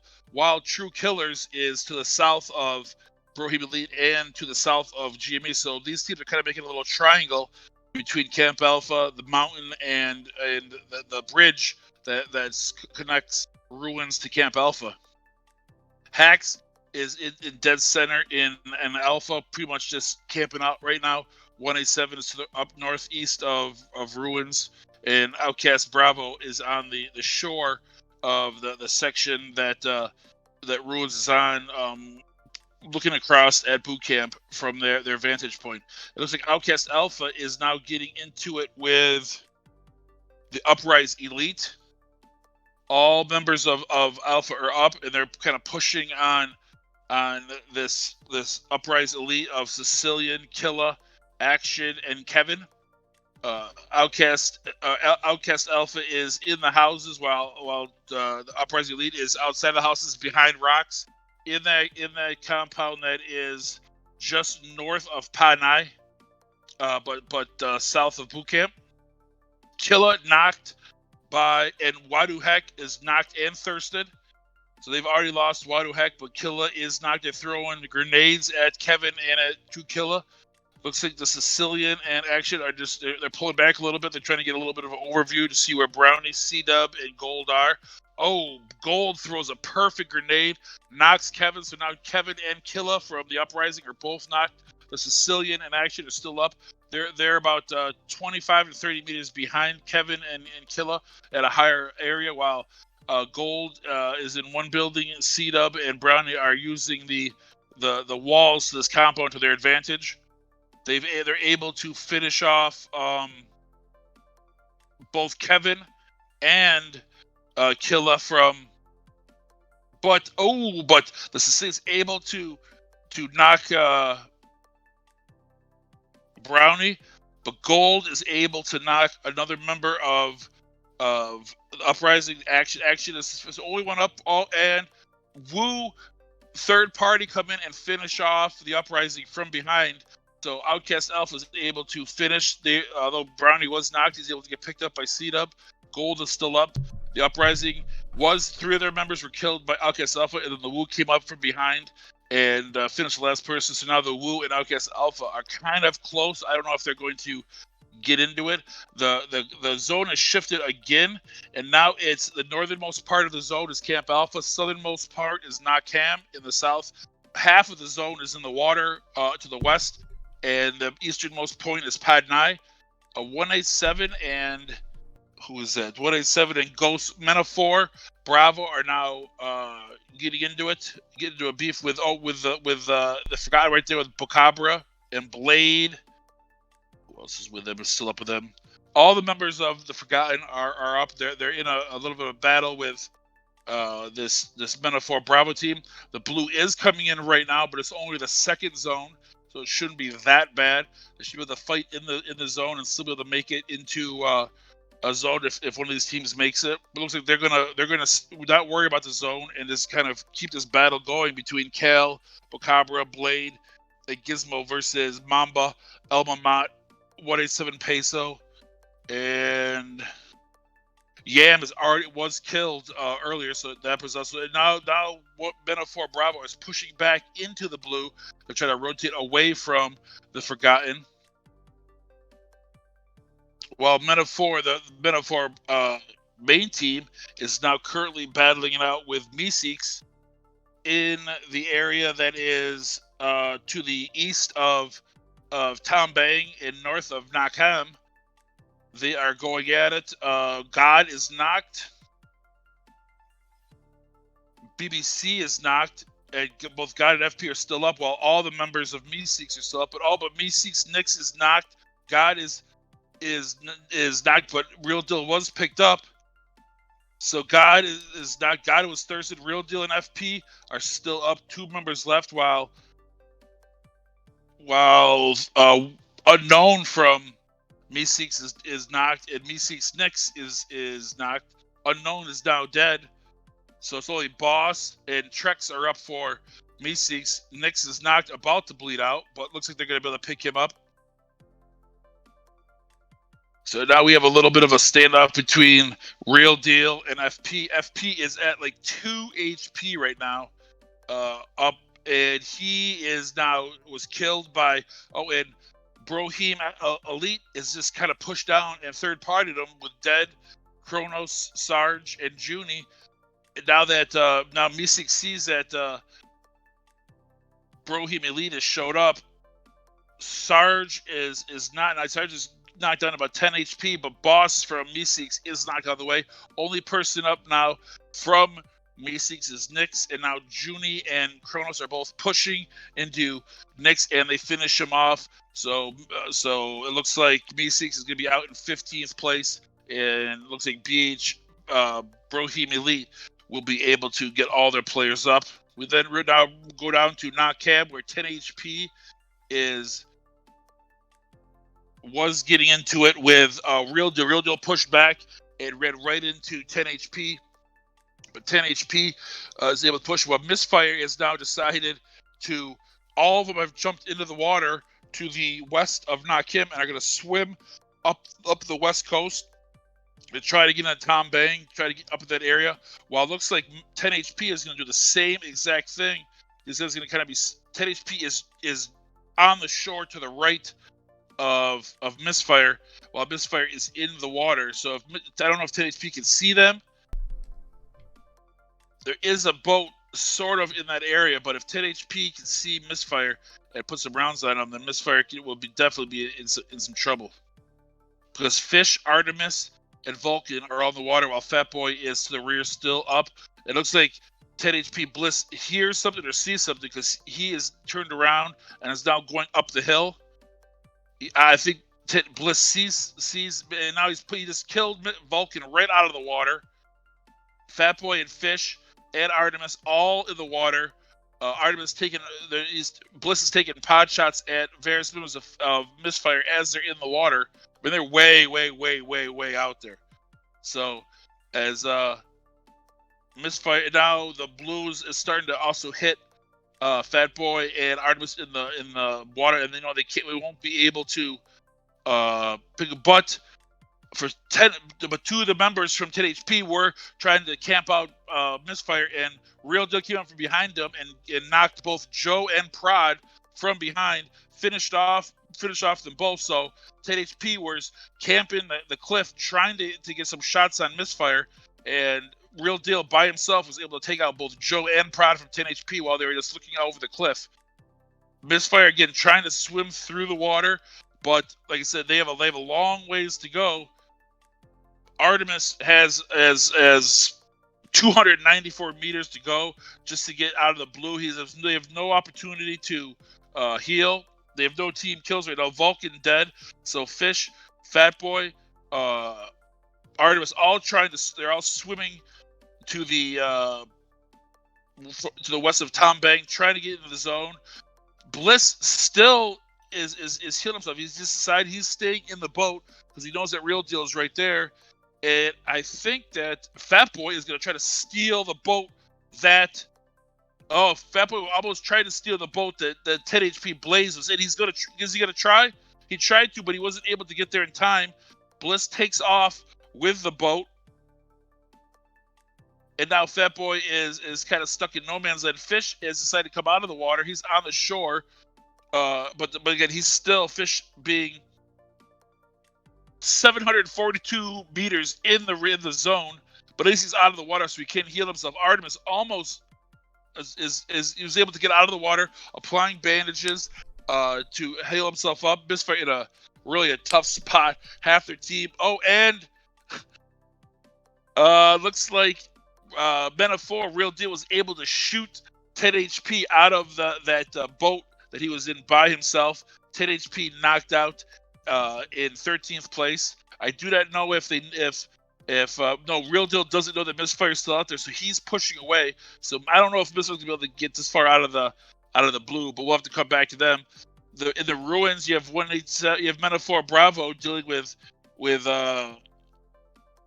Brohim Elite and Hacks, all in the main building of ruins. Hacks has one Cobra's knocked. Attitude is up, Peach is up, Luis is up, but Brohim Elite is pushing. While they push in, Kronos gets knocked. Sarge at half HP. Junie full power, dead at half power. They're pushing in. Oh, and both Kronos and Sarge have been killed. Downs is dead, and Junie pushing into a full Hacks team in the main building at Ruins.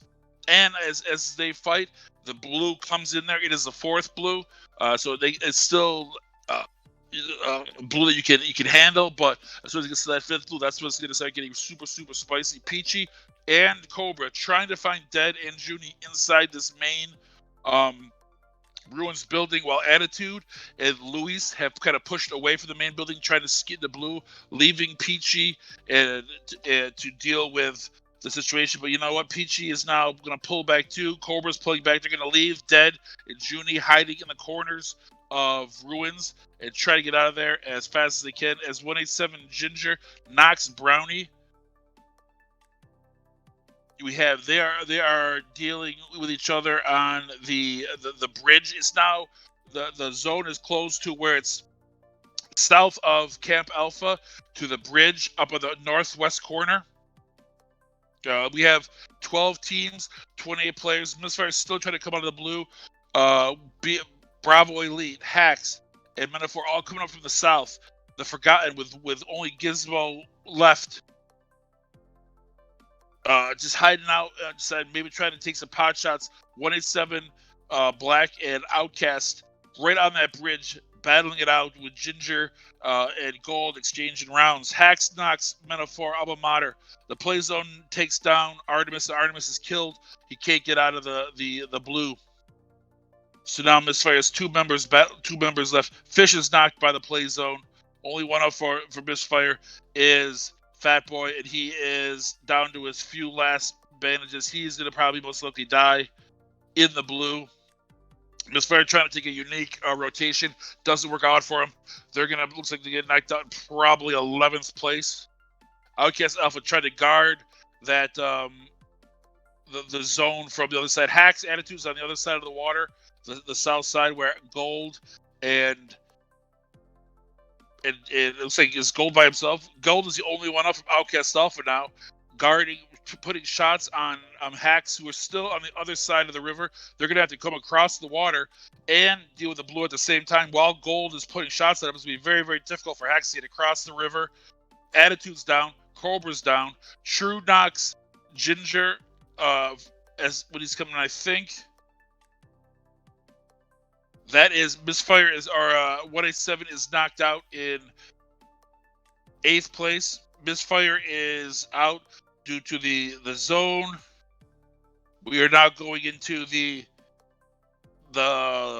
7 teams left. We have one member of the Forgotten Gizmo, all the members of True Savages, one member of Metaphor Real Deal, 3 members of Ghost Millie Elite, 2 members of Hacks, 1 member of Brohim Alpha, all 4 members of the Woo.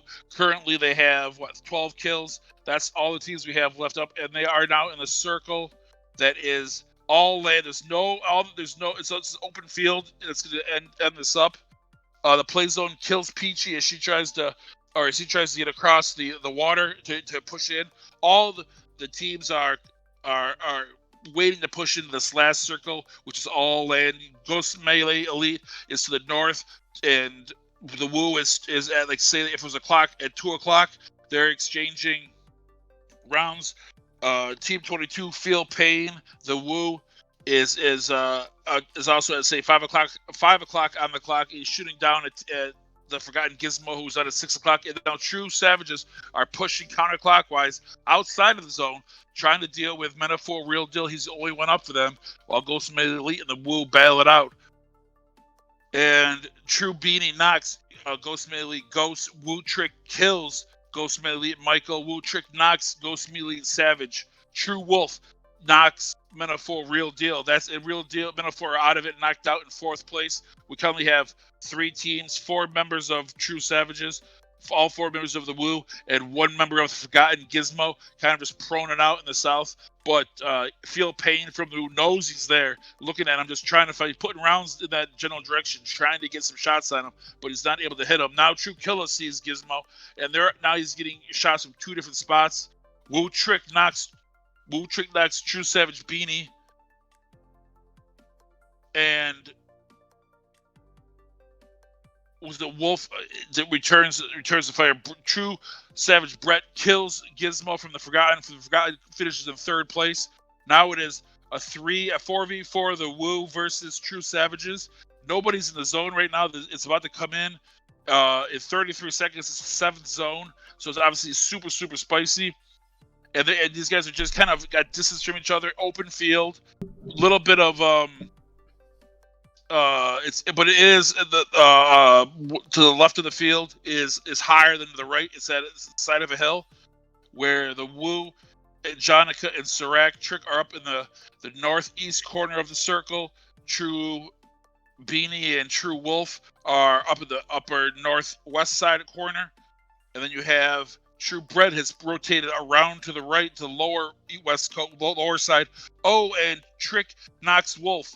Brett knocks Serac. So both teams have one of their members knocked. They're able to thirst. So now it's only Brett, Killer, and Beanie from True with Trick, Jonica, and Feel Pain. Trick is able to knock Beanie. So now it's 3v2. I don't know if they're even going to try to pick up Serac and let him bleed out. Feel Pain from the Woo knocks True Killer. Now it's a 3v1. But True Brett is able to knock Feel Pain. Now it's a 2v1. Brett versus Jonica and Trick. Looks like they're all in the circle right now in this 8th circle. They got 38 seconds.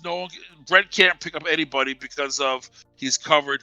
Trick is to the north of Brett. Jonica is to his upper right. They both know where he's at. Brett is gonna have to try to figure out how he's going to deal with this. Jonica and Trick are both directly to the north of him. Jonica's pushing up. Brett is behind one rock. Jonica's behind a rock approximately 15 meters in front of him. And now Woo Trick is rotating to the right. He takes a couple of rounds from Brett. Brett sees him there. So he knows that Jonica is directly in front of him and Trick is to the right. Oh, and they push. Oh, and the Woo is able to finish off True Savages for second place. Let me make sure I take these screenshots so I don't forget this. And I get a drink of water as I've talked for consecutively 20 minutes nonstop. And I'm about to have a stroke. Let me take these.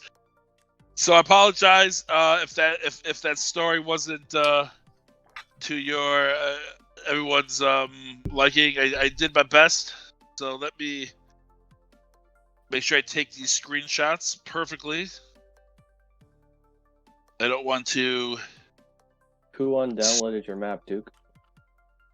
Was it Alien? Or was it the better Duke? Alien undownloaded it. Save to photos. I'm thinking somebody on OUTcast Alpha did it. Whoa! That is a bold. Somebody's after my job. Send it straight. I know. To After that, TMZ Duke, News it's Desk. not me. Oh my God! I need to take a nap. I don't know how you do that 3 times. Make sure I'll take this picture twice just in case. So let me then put these on the Discord. And while we wait, we also are waiting for the guys from Frankie from Last One Standing to join us. Let me give him his invite. I did take the. Make sure you can let him in.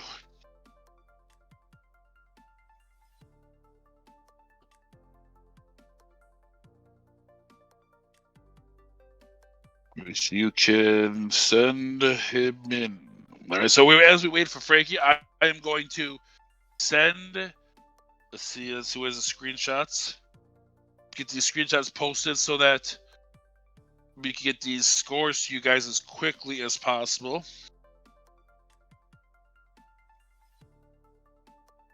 Screenshot.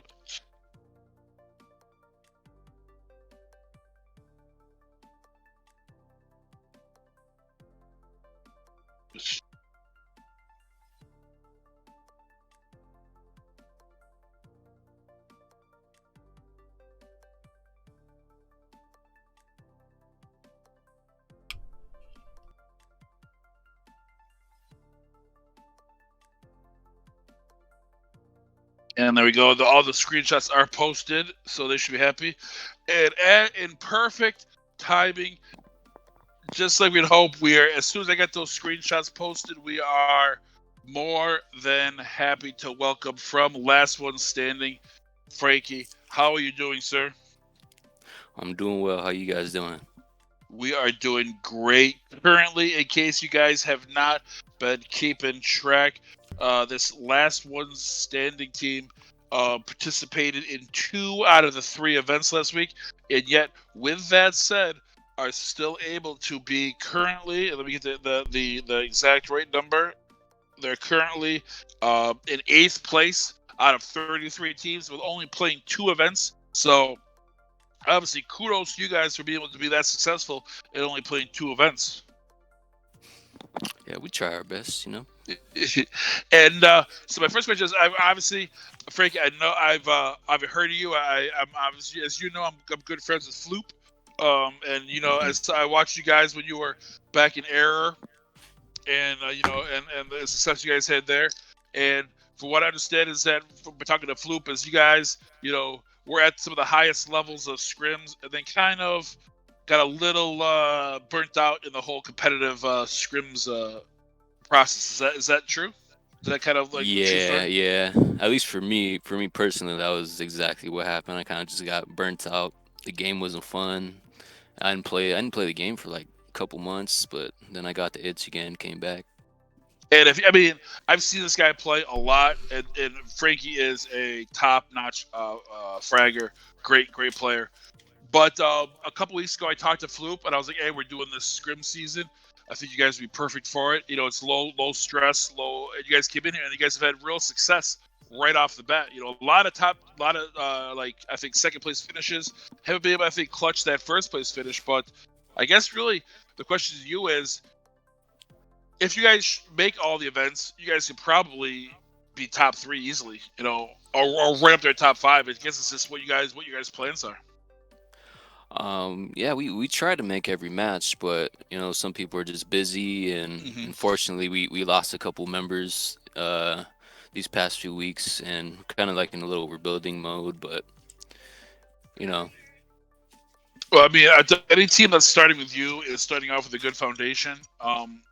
So what is like kind of like, I know you guys have been taking it, you know, take easy, playing here and there, but not taking, you know, not trying to get back knee deep or neck deep back into hardcore scrims. Where do you guys see you got yourselves Last One Standing over the next few weeks, next few months, in regards to competitive scrims? well, if we could get a solid, consistent roster with players that can make it consistently, I think our plan is to try to get into a lot of Division A's or pro leagues, but we're really enjoying your scrims, especially the FPP scrims. We have a lot of fun in these games, and we appreciate what you guys put on for the community. Well, I appreciate you guys come in here. I mean, maybe I'm just fanboying out, but like I said, I remember I'm going way back, you know, back in those Air days. I'll be going back to like, you know, Dodger and all those guys too. And I know I've been watching you guys for a while. And Frank, since you're the one that's always been kind of like, you and Floop are kind of like the ones that I've been like real impressed by. So I hope that you guys keep that skill up, and I hope you guys make as many events as you can, because these scrims are always more fun when you're in here than when you're not. Yeah, appreciate that. So again, Frankie, we're proud to have brought in Frankie from Last One Standing, a team currently in 9th place. The only thing really holding those guys back is the amount of matches they're going to be able to show up for, because when they get here, we've seen them. They've been successful. Actually, they didn't do as well in that last Sanak match, but before that, they were right up there to the end in the first Erangel match. So good luck to you guys in this last Miramar match. You have to get in there. I don't want to start before you have a chance to get in there. But good luck, and thanks for giving us some of your time. Okay, guys, appreciate it. And there we go, Duke. 2 matches down. We got the experience. that second match, 1942 style, like we're listening on the radio. Whew. You did a great job, Pickford. You should reward yourself with a cool, refreshing Duke juice. I'm about to. Actually, I just got up and I'm walking over to the refrigerator to get one right now because I am parched. I don't know how, Duke. Kudos to you. I know you do that 3 matches in a row. I did that once, and whoa, I need a nap, a bath, and a shower. That's why I get the white tiger. You're not getting the white tiger because you're going to lose the bet. The bet has nothing to do with who's the better commentator. It's who wins the fantasy. Ding dong. You know what? People. The people have been listening. They know what's going on. You can't play any shenanigans on me like you normally do. They know what the bet is. They know that I'm going to get 7 cases of Duke Juice White Tiger made with real tiger, and I'm going to keep it in my bedroom, and you're not going to have any of it. Well, we'll see about that. I'm going to hide it under my cot. You won't know where it's at. Yeah, I will. Where's it going to be? Somewhere near your cot. God damn it! I'm going to have to find a new place to hide it. Where was that cock? Well, that's the cock on top of the cot. You know what? I'll just wait till you do your daily 3-hour, 200-degree sauna, and then I'll be able to do. Then when you're in there, you're dead to the world, and I'll be able to do whatever I want. And then you have your 2-hour meditation time at Busting Girls Cabana. So you can't be disturbed. So that's 5 hours out of the day right there. Yeah, she's great at helping me meditate. That's yes. So right there, you have your 3-hour. Then you have your 90 minutes of cardio, glory hole cardio. I mean, everyone knows your schedule. I mean, it is posted in the locker room. Duke's schedule at the Hacienda del Duke. If you guys ever want to come and visit, it's a wonderful compound. We have a lazy river that's actually made of chocolate milk. That's all been that's donated and sponsored by Chad's Chocolate Factory. So we have a lazy river. What else we have? We have right next door we have a huge 75,000 square foot casino, Dime Stores Casino, with a brand new state of the art Fat Boys Bar and Grill.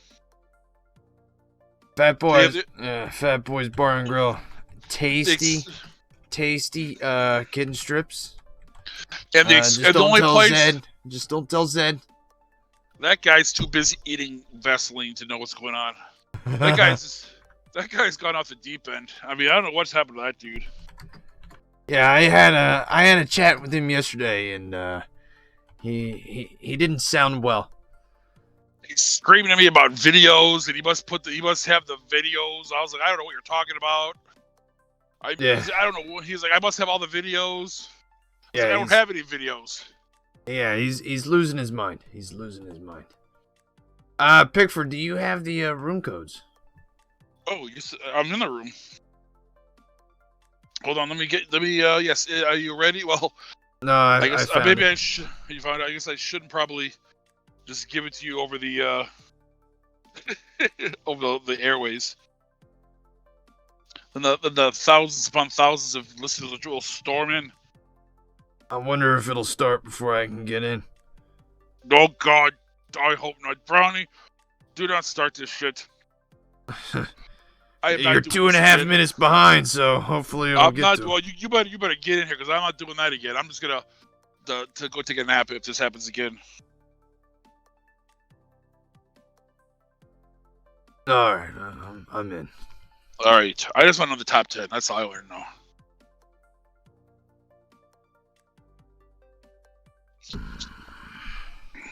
Oh, that was close.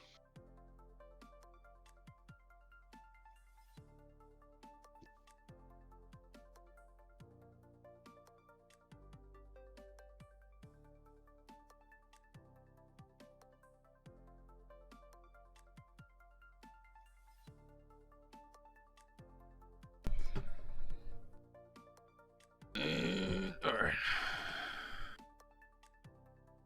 You have the top 10. Go ahead and jump into the match. We can discuss this top 10. Yes, sir. Oh. Looking at the standings right now for the season.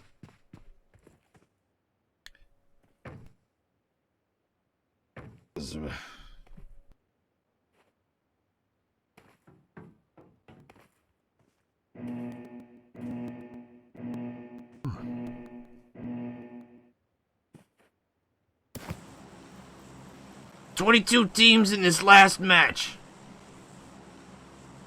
We lose some teams? Oh yeah, we lost Drop Bravo. Yes, they And, dropped Bravo. The war criminals. Yeah. I think they have like a deal where they have like their invite, but they just never show up. So Yeah, they never show up. Their loss. Round 2. After 2 rounds, we have the Woo in first place with 68 points. 8DP in second with 45, not far behind them. Outcast Alpha with 42. True Savages with 31. 9 points behind them. Last one standing at 32. Tied with them is Hacks. They don't have as many kills as last one standing, so they are a notch below. Broham Elite in 7th place with 30 points. Men of 4 with 29. Men of 4. Bravo with 27. In the Forgotten round up the top 10 with 25 points. And Pickford. Yes, sir. Where in the hell's 187 Black? I don't know. You didn't hear? I didn't hear their name called, so I'm assuming they're on the top 10. I can't believe what I'm hearing right now. Is this the beginning of the end for 187 Black? I mean, it very well could be. I mean, they have not. They're currently in 3rd place, so I wouldn't call them dead yet, but they're not going to score at this point, at least, unless they have a very, very strong last match. It's going to be very difficult for these guys. And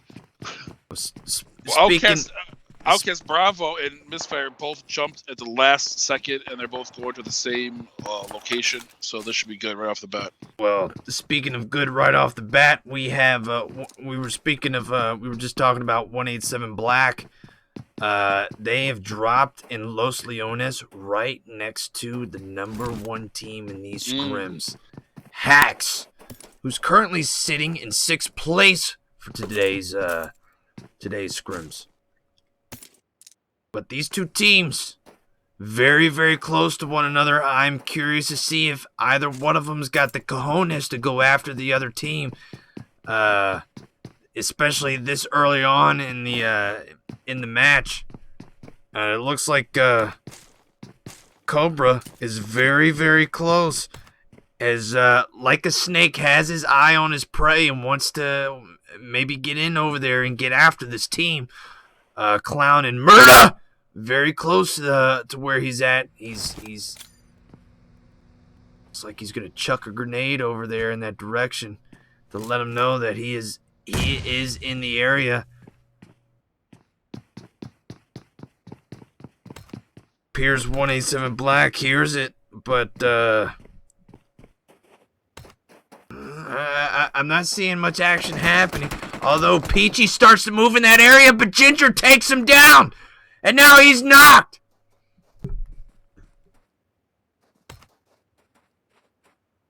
Ginger now gonna maybe push away, considering they did get the knock, so they know that it's Hacks. Maybe they'll go after him. I'm not entirely sure. It looks like Ginger's starting to rotate towards them as the rest of his team is pushed back, and now he's going to start pushing back as Pickford here has taken a nice little breather. Used up a lot of energy and oxygen. What you're seeing is this is kind of what affects 187 in a negative. They're not really ready for the push. Murda, Mystic together, but Clown way pushed back. so they're not going to push against Hacks unless they're all together. This is going to allow them to get Peachy back up, and look how close together Hacks already has got themselves in case that threat is still there.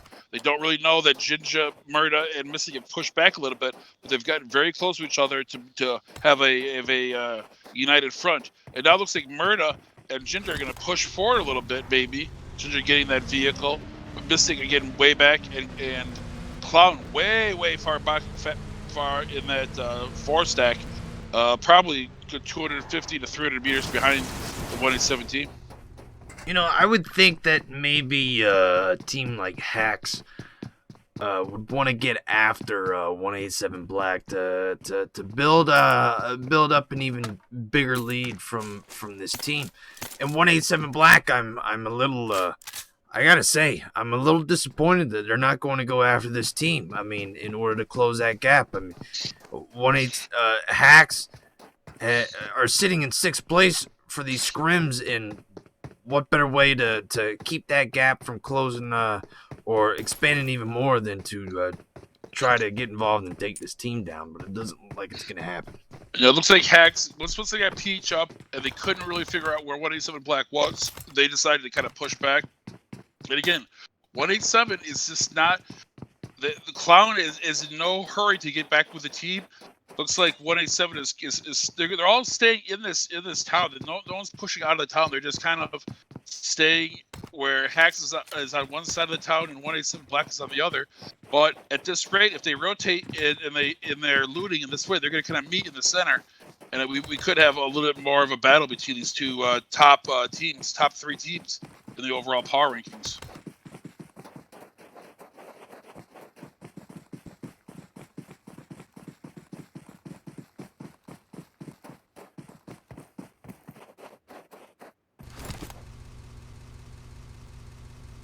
Now it looks like there's another Hex. This guy is playing on this Broheeb Alpha team, this other Hex member, from the looks of it. Yeah, Hex Broda died with Toxic on this Broheeb Alpha team. Broham Alpha. Had me a little confused there. Last one standing in the San Martin area, rotating around, maybe trying to get after the rest of this Broham Alpha team. Frankie and the rest starting to push up to the up top of the building with the billboard here. I know a real jerk that loves that space. Yeah. He loves to sit on top and just watch. Hide prone. Try to take note of some higher quality players. Though he never learns, so. We do have Ghost Melee Elite in a little bit of a battle here with the True Savages. True Savages already getting 2 kills, I believe. No, and it looks like they're going to get the finish on Ghost Melee Elite. 14 kills for this team now. As Ghost Melee Elite takes another early, enjoys another early exit out of one of these matches. As the saying goes, it gets late earlier and earlier, and Ghost Melee Elite are gonna, although it's only been 3 events, another event where they really haven't put together really, I think, the scores that they want, and they're just gonna find themselves falling farther and farther down the overall power rankings.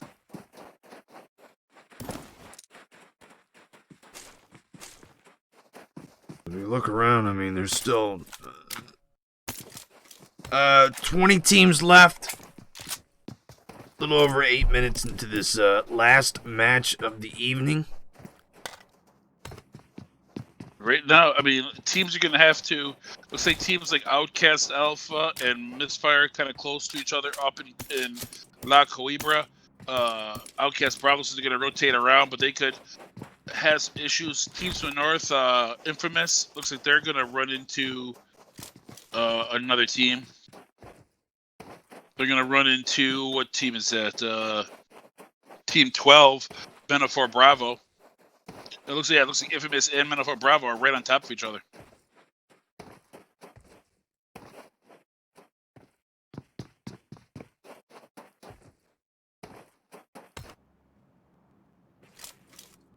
this Midfield Bravo only showed up with 3 players, so they're already at a disadvantage. They are in the top 10 as of right now for the evening. Currently sitting in 9th place. And now infamous Scorpion able to get a knock on Yam. Roadless getting eyes on Peso here. Is he able to get the knock? No, he almost does, but not quite. As Peso has a sliver of health there.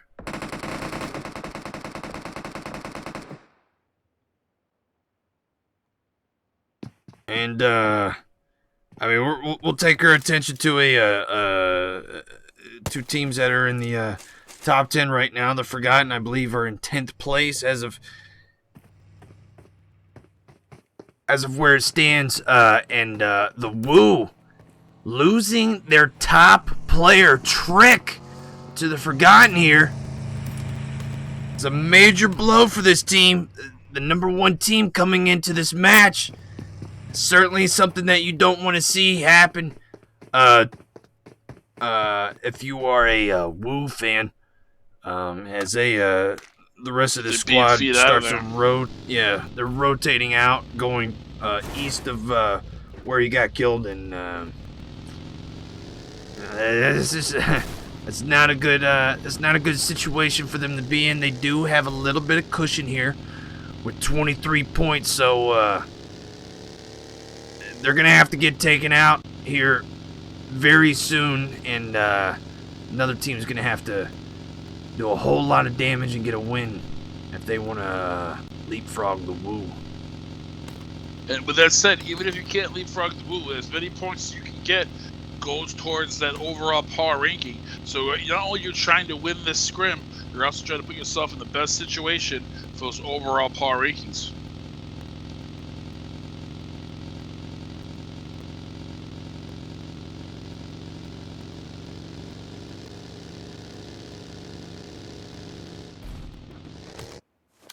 We'll shift our focus over to Misfire as they're very close to the last 2 members of Broham Alpha.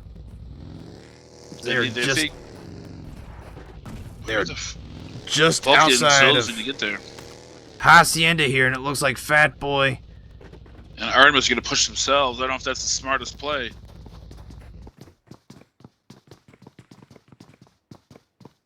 They know somebody's been here, or somebody is here. Has decided to chillax out in the blue while the rest of the team pushes in. Now Fat Boy able to get a knock and get the kill on Emperor as Martinez is in the building just on the opposite, waiting for somebody to make a wrong move. Artemis able to jump over through the window. Martinez trying to get the finish here on Fat Boy, and he does so as the rest of Misfire now starting to push in. Artemis now going down. And Vulcan barely able to get the finish on Martinez. Wow. Martinez almost just absolutely ruined Misfire's night with him just doing it all by himself. And those are the types of mistakes that Misfire has to get away from. They pushed with only Artemis. I don't know, maybe they didn't know he was in there, so Artemis and Fat Boy went in there. I'm not sure, but they pushed in with 3 players. Zozu now just showing up himself.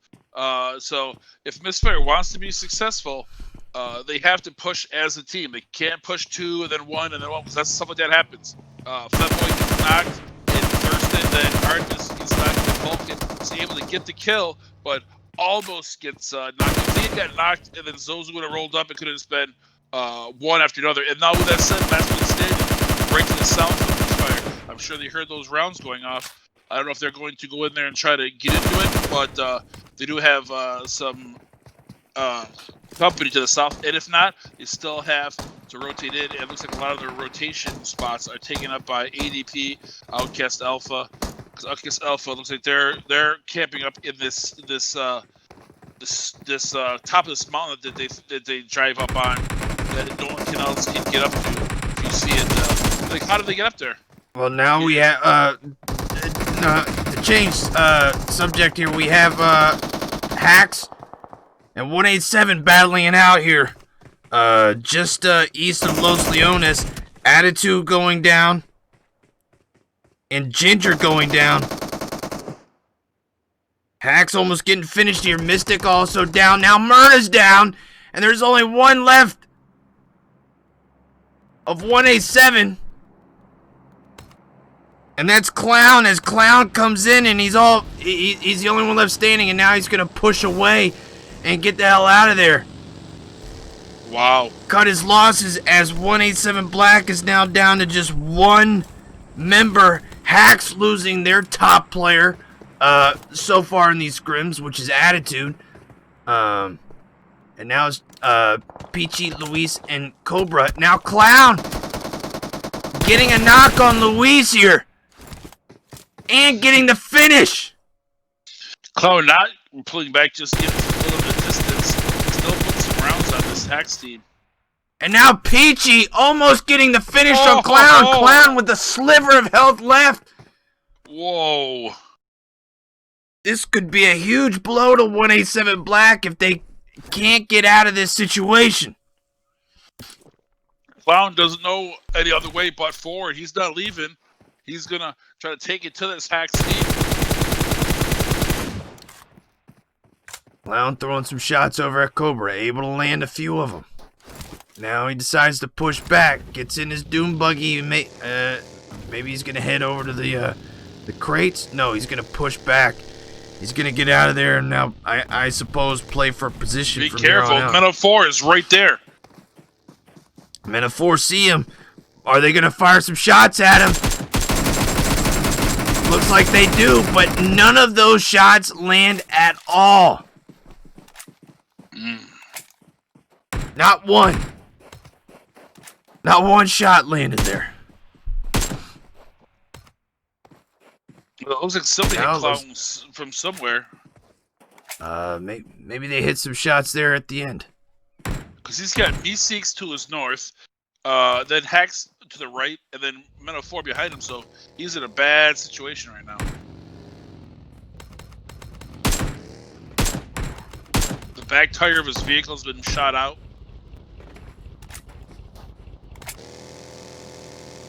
Looks like he's gonna continue driving. He's gonna continue pushing. He wants to get out of there. He does not want to finish in 17th place. That vehicle is at optimum capacity with that back tire blown out, just going about 15 miles an hour. We have lost 17th place team, which is Infamous. Infamous, again, not having the best night, but, they really haven't had very many nights to write home about. Again, a team sort of like, it's Ghost Melee Elite, not having the best start to the season that they want. Our second place team for tonight, that is 8DP. Now, they're the ones that took out Infamous and now drawing their attention over to Drop as, looks like Ambush got knocked there, but Moldy is able to get him up. Looks like Men of 4 and Last One Standing are doing a squad battle in a rush. BBC, Real Deal, God, FP is already knocked. FP's knocked. Grenades being thrown in the direction of BBC and Real Deal, but unable to do so. Frankie, Zavex, Me Too, all spread out. Zavex needs to be careful. Now he draws attention away from where Frankie's at, but Men of 4. BBC getting knocked by Zavex. God has been knocked. And now Zavex getting taken out by the Woo Sirach. Look at that, from all that distance, we're all the way over there. Wow. And I don't know that Men of 4 know this. Men of 4 is able to pick all their players back up. It looks like they go down again. God, FP down. And here comes Drop pushing on these both Last One Steady and Men of 4 right now. God getting finished here. Zavex also getting finished. BBC trying to fight off this.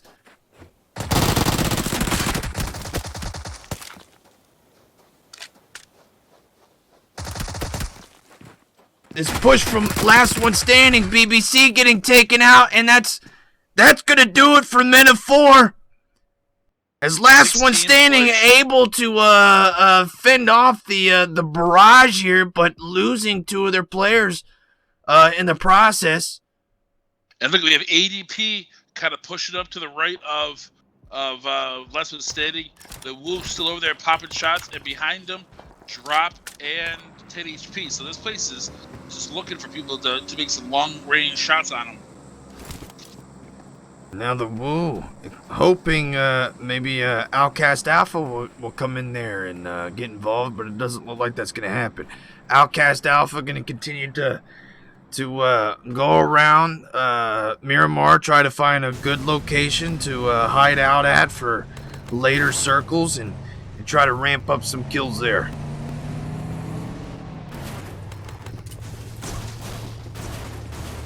Northeast corner, very, very crowded. And looks like Misfire is going to try to rotate in there too to make it a little more crowded for all the teams in there.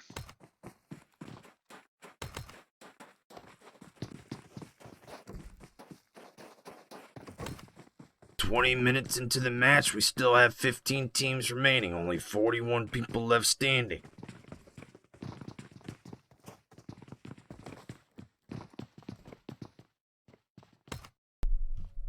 And right now, I think there's a little bit of room now because we have lost a lot of teams pretty early, Duke. I mean, we lost 7 teams in 20 minutes. That's pretty quick for these scrims. So it looks like a few teams are going to have a little bit of room to kind of push in here.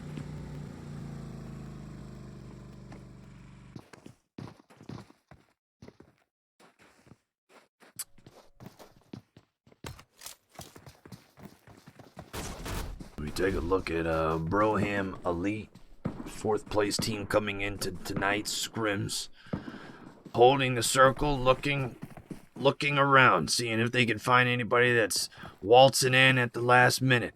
Doesn't look like that's gonna happen.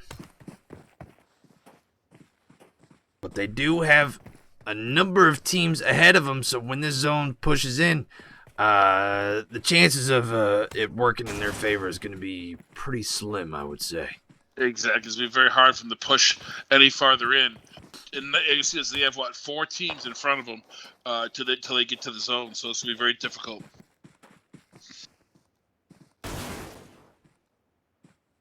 I think now this is the kind of rotation, Duke, where you're going to start seeing teams get knocked left and right, and so you go from 15 teams to about 8 teams in about 2 minutes. Once these teams are kind of forced to push in to that zone, there's less room. There is some contours in the road. There's a few buildings, but still not as much room as they would want. And now the teams are kind of pushing in now, trying to get in there a little bit early. It looks like ADP has right into the Uprising Elite. ADP had their eyes on Jonica as Jonica started driving in, but the rest of the Woo a little bit behind, saw what was going on, and were able to get the knock on Dark Soul. And it looks like they're going to get the finish on Dark Soul. These are the top 2 teams coming into this last match for tonight's scrims. Not the overall scrims, just tonight's scrims. Now ADP is down to 2 members left. That's Stranger and Bismarck, North Dakota.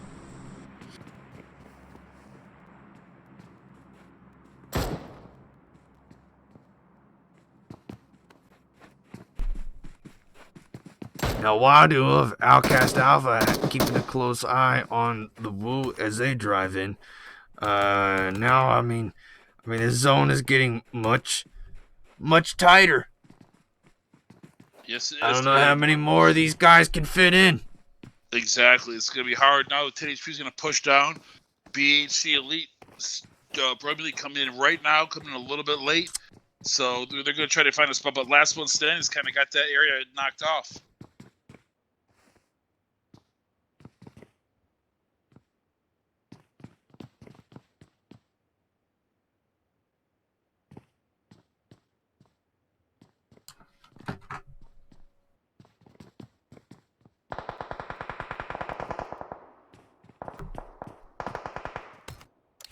Jonica throwing some shots in the direction of I believe that was Broham Elite.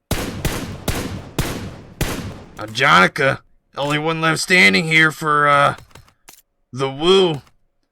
I believe Ambush and Moldy were able to get some, that's True Savages. Is that correct? True Savages able to get the kill on the Woo. Two of their members. Now it's just Jonica left. A lot of teams going into the survival mode with 36 members left. So we're in the 5th zone. This is now the zone where it's spicy, where you have to kind of factor that in. And last one standing, knowing that a team is trying to push in from the northeast corner. That's Broham Elite, able to get the finish on Sarge there. Now the only one that's left is Junie. There's still 15 teams remaining, but if Junie doesn't get a move on, there's only going to be 14. Gonna have to get in that vehicle and get going, but it doesn't look like Junie has any plans of doing that. It's just gonna heal up and heal up and heal up and heal up. Very, very interesting strategy. Getting nowhere fast, I think, is the proper expression there. Now True Savage is getting into a fight here with OUTcast Alpha, and here it is, OUTcast Alpha starting to get their kills here. They've already increased their total from 0 to 1. Now C-Dub is down.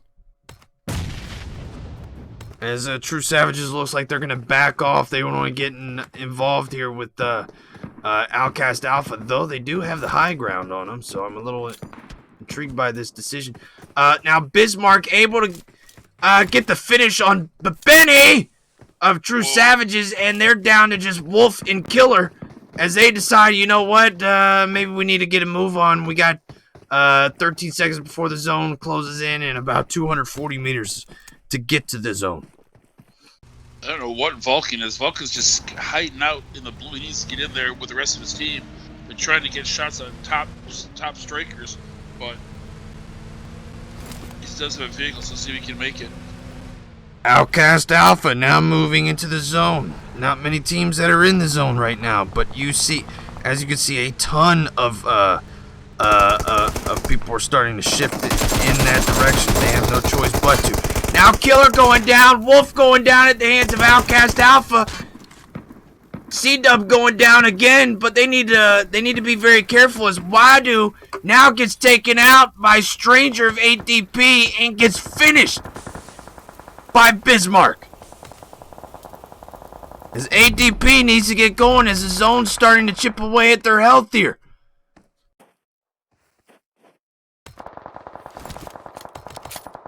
All these teams up there in that corner in a kind of a kill feed between Misfire and last one standing with 10-3 caught the center, but now Misfire getting into it with top strikers also to their left. Now Bismarck able to get a finish here on one of the members of Hacks. Looking to try and get the finish on Peachy, but that doesn't happen. The Woo has been eliminated from this match, so ADP, you can imagine, going to be going after that first place spot. They do have 9 team kills as of right now. Peachy getting a knock and I believe a finish on Ghost here. No, not a finish. Ghost is still up. Peachy continuing to look in that direction, or look into the direction of Team 8, which is the Forgotten. Now he's going to move towards top strikers. I believe they have 3 members left standing. One is still knocked.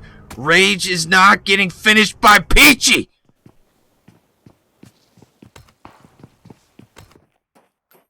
"16 kills for the Hacks here. Wow. And now he's got eyes on Blade, but can't quite hit him with that Car 98 8-time scope. That's a very sexy combination there. Very deadly in the right hands. Can't quite get it as Blade is moving he's moving quite quick, quite fast because he is in a moving vehicle. Hacks holding his gun out still, trying to get some shots as the zone continues to push in, but it looks like he's going to get finished. Now ADP has to hurry up. The zone is not working in their favor right now as it's just chipping away. Continue to chip away, but Bismarck able to get the push into the zone here. You have OUTcast Alpha, another team that is in a position to leapfrog the Woo, and Brownie here able to get a kill on Stranger. Now he's throwing shots over at Blade and gets a kill on Blade.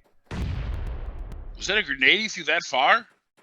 Or did he blow up the car? He blew up the vehicle. He blew it up. Oh. Good job, Brownie, with those shots. He knows that there is another player in that vicinity. He may not know that it's part of ADP. It would work in his favor to be able to eliminate ADP right here. OUTcast Alpha looking to gain some ground in the standings here as both 187 Black and Hax is not in this match here. Me Too throwing a grenade in the direction of Brownie could land here. Okay, someone's gonna have to push out of that building eventually. 4 teams remaining. Last one standing. OUTcast Alpha. 8 DP and Top Strikers.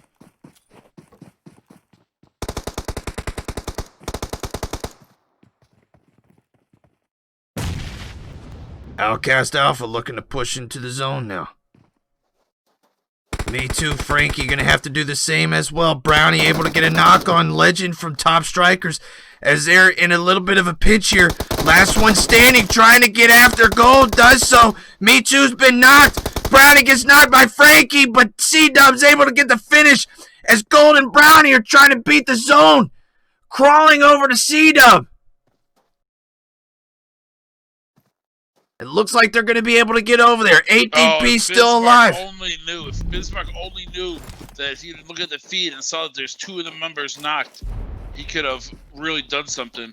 But now they're going to pick up all the members of OUTcast Alpha and be full strength 3v1v1. If he had been paying attention to the kill feed, he could have known that, but he was not. Or whoever his IGL is, should still be in the game, should be telling him this stuff.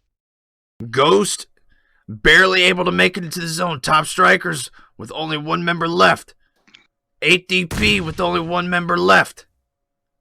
I mean, this is quite the battle here. OUTcast Alpha and 8DP are going to be battling out here for the first place position. It's going to be very, very close.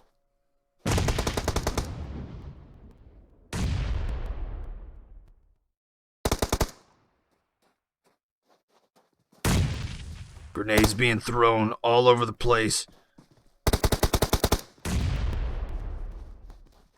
Zone starts to push in. ADP throwing shots over at OUTcast Alpha. Now he's going to back off. Back into the smoke. Ghost now throwing shots over at Bismarck. Now throwing shots at Gold. Bismarck gets the finish on Gold. And right behind him is OUTcast Alpha to get the finish on him. And that's going to do it. Wow. 12 kills. Great job by OUTcast Alpha in that last match to really put an exclamation point on this first match of week number 2. Hacks not doing as well. 187 pretty much non-existent in the entire event. So this could really, really change these power rankings greatly after this, because as we know, Hacks was 13 points ahead of 187 Black, but they were 19 points ahead of OUTcast Alpha going into tonight, Duke. So are they going to be able to, how many points is Hacks going to make? How many points is 187 going to make? How many points is OUTcast Alpha going to make? And how is that structure going to change up? Is it going to be huge? Obviously, it's obviously going to get tighter, but are we going to have any changes at the top of the leaderboard? And even going down further than that, these other teams, you know, Pro Elite, Woo, the Woo doing very well. They're going to push themselves up. Meta 4, Miss 4, that's what it says. A lot of teams doing well. Some not having as good of matches. Some going to stay the same. But with with 33 teams already ranked, plus at least 2 more new teams coming in. So a total of 35 teams have competed in this the scrim season already. Duke, already after 1 week, we had 180 individual players have played in the first week of scrims. So a lot of different teams, a lot of different players coming in here and really trying to make a name for themselves for this prize pool for this scrim season, sponsored by HyperX, presented by OUTcast. And we're just getting started. It's only 1 week through. We're only 12% of the way through. After this, we're only going to be a quarter of the way through after this week. I mean, it's still wide open, still plenty of opportunities for all these teams. And listen, if you I've been watching, and it's already 2 weeks in. Oh, I can't play. It's already started. No, get yourself a team. Come on in here. See what you can do. Maybe you can catch up. But if you can't catch up, maybe you can cause some hate and discontent in here and really do some damage.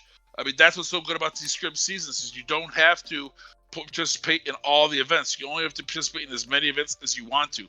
And that's what makes it so unique and so interesting.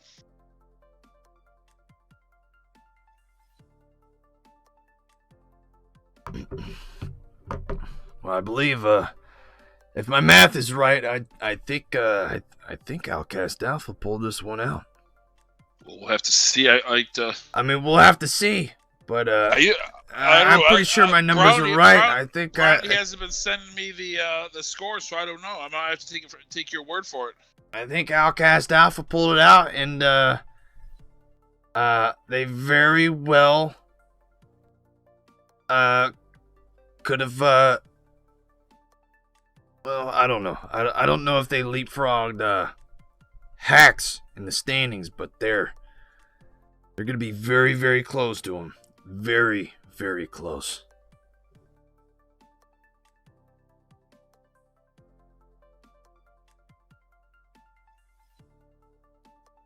And they certainly, almost certainly has leapfrogged over 187 Black. It's gonna be close. I don't know what happened to 187 Black today.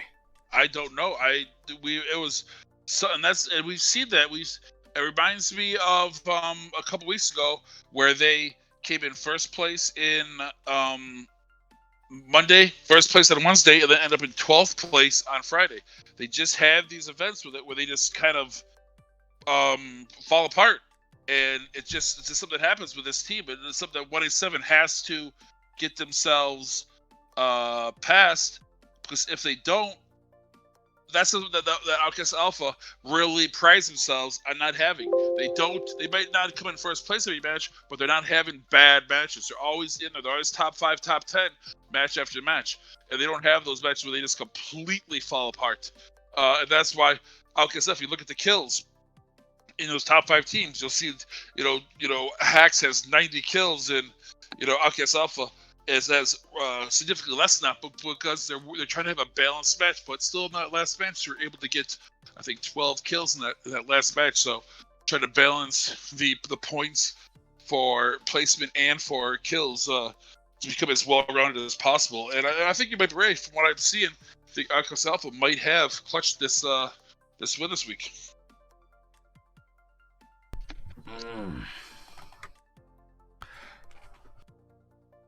Very interesting, the shakedown that's happening here.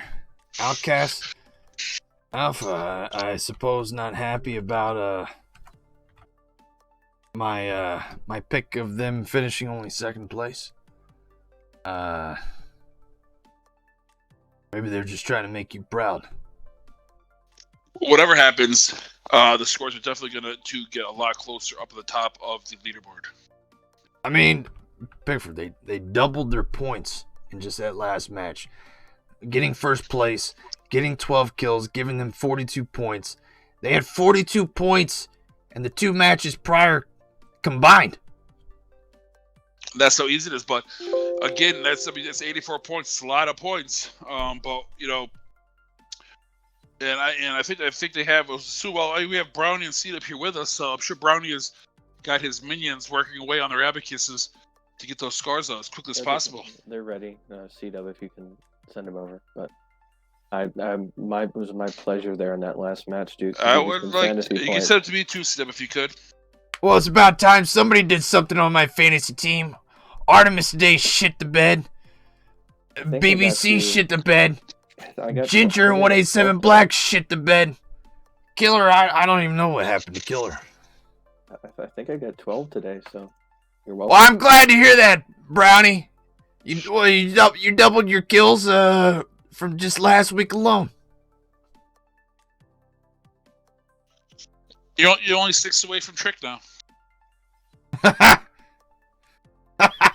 Well, before he played, I don't know how many he had today though.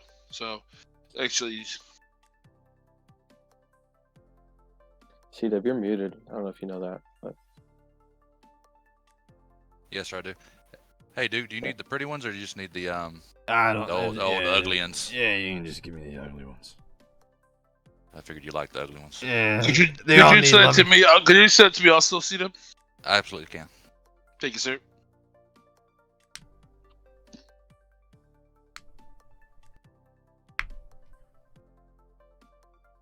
so Duke, who are you blaming for undownloading Miramar?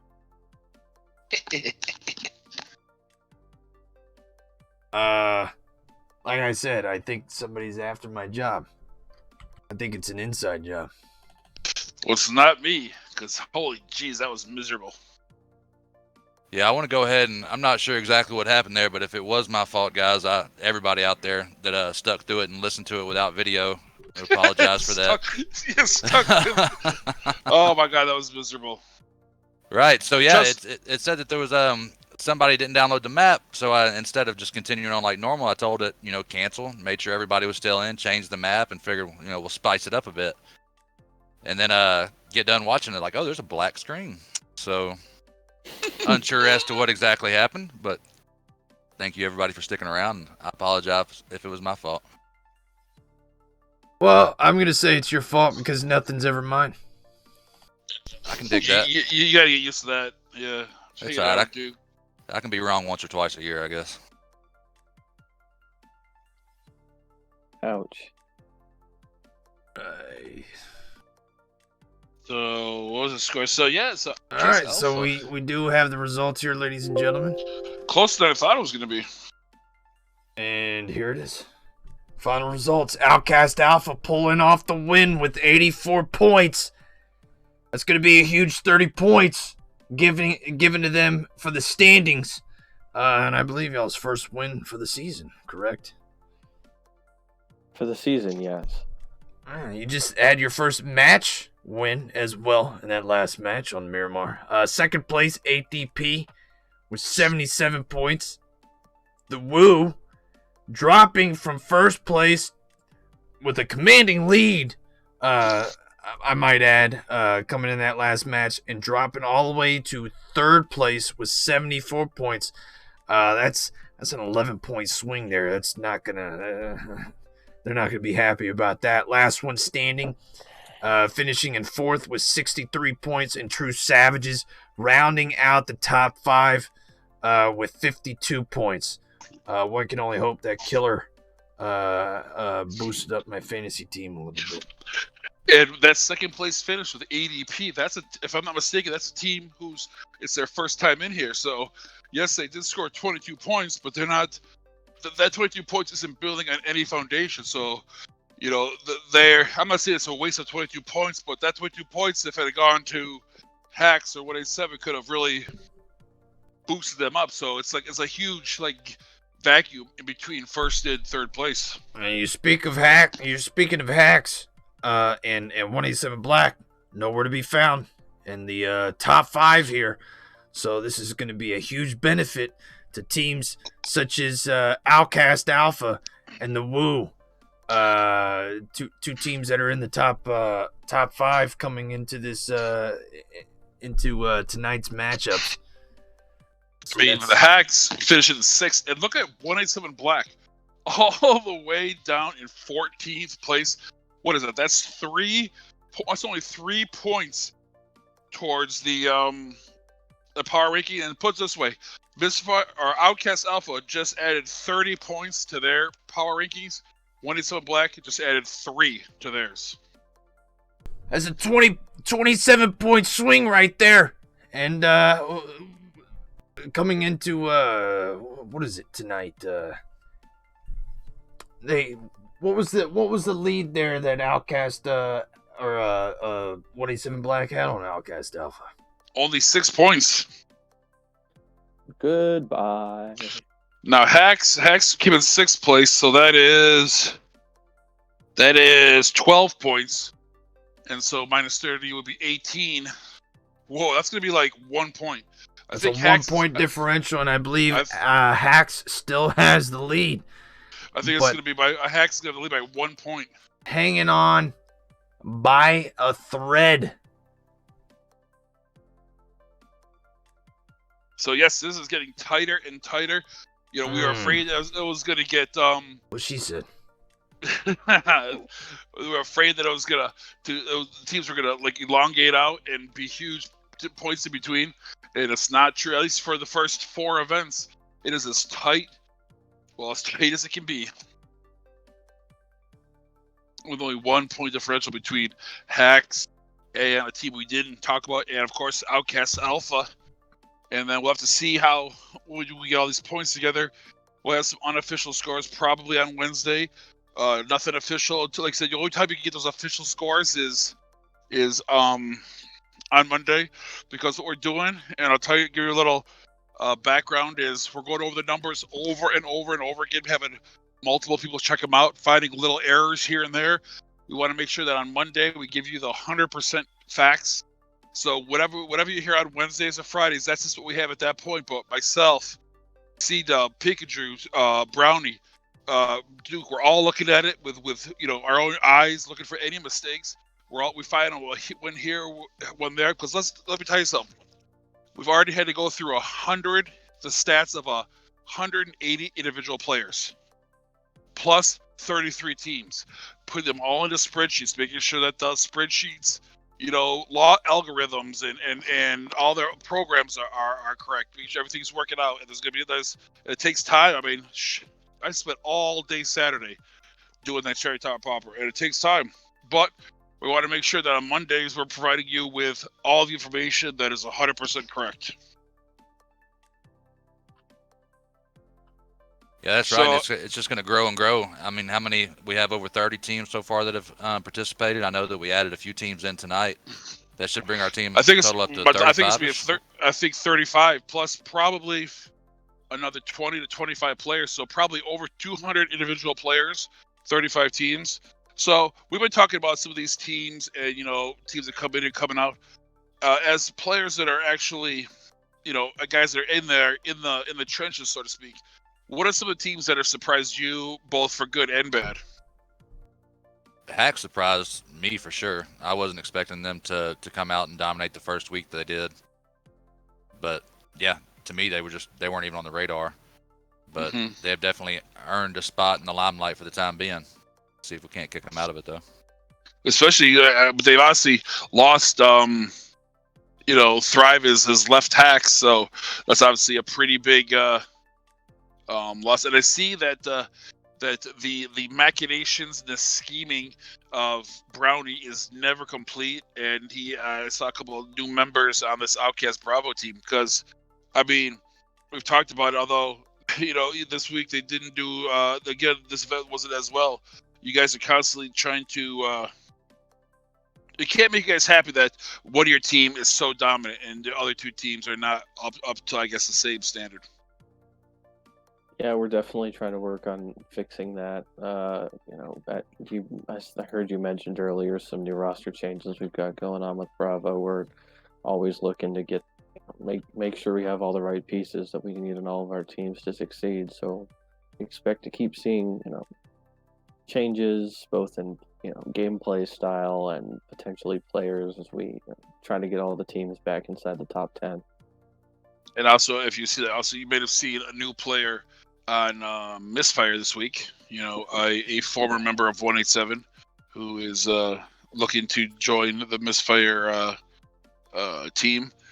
So a lot of teams, you have to constantly be it's you have to constantly be tweaking with the recipe, looking for whatever's going to give you whatever opportunity, whatever advantage you think you can get in this, because it's a marathon, not a sprint, And not only do you have to have, it was something that I brought up with the forgotten a lot of teams. It seems that a lot of the really good teams are having like 5 good players because real life happens. Somebody has to step out, someone has to go to vacation, someone has to go to work. Some things happen, and if you can have a 5th player that can come in and not as a sub, but really as having 5 starters because of that need, it really, I think, helps the teams that are at the top level to be really dominant, especially like 187. They were doing well today.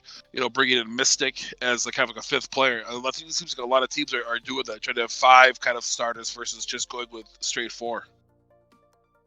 Yeah, it's definitely common. For us, we don't really do that. Our 5th man is. We don't think that the 5th best player should be playing over, the 6th or 7th best and starting over Bravo. Then the number 5, they never get any playing time. They're just going to get, not be warmed up and not be used to playing Scrim. So our situation like that, we would call someone up, and then the system is built to where then Bravo can rely on call someone up, and Charlie will have someone ready so that no team, ideally, will go without a full squad.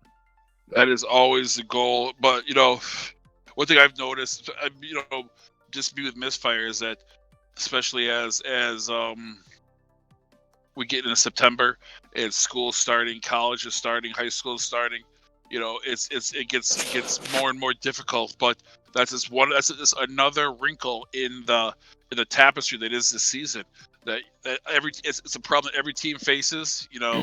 I don't know if based on you guys getting like, let's say, Karma and was Spirit, if we didn't see it drop Bravo, so it looks like maybe I don't know if that's the end of drop Bravo as we know it, but they weren't in there today, so obviously they didn't score any points, so we'll have to see how that works with drop. Obviously not having the world's best performance with 16th place. They tore us up pretty good though on Arendelle, so props to them. They took out C-Dub and Gold pretty early. It seemed like you guys had a lot of knocks today, but you were able to kind of like pick each other up a lot too. I mean, it just seems that you guys are very good at getting in there, getting a good spot, getting a good position. But you're also, you guys can absorb quite a few knocks because you're always able to kind of be there generally in the spot to pick your teammate up and get them back in the fight.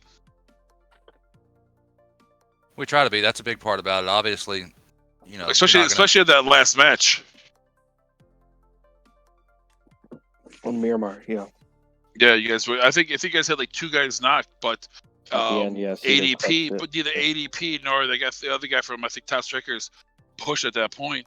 Probably, and that's one of the questions I was asking is like, if they don't know it, then who's the IGL, who's not telling them, hey, look at the kill feed. 2 of these guys are not, because obviously if both of those guys had, obviously they didn't have any way to communicate, but if they had both seen those kill feeds and both pushed from both sides, that would obviously give them a great opportunity, but when you guys are able to get picked up and get healthy, it would be very, very difficult for those guys to 1v3 you guys.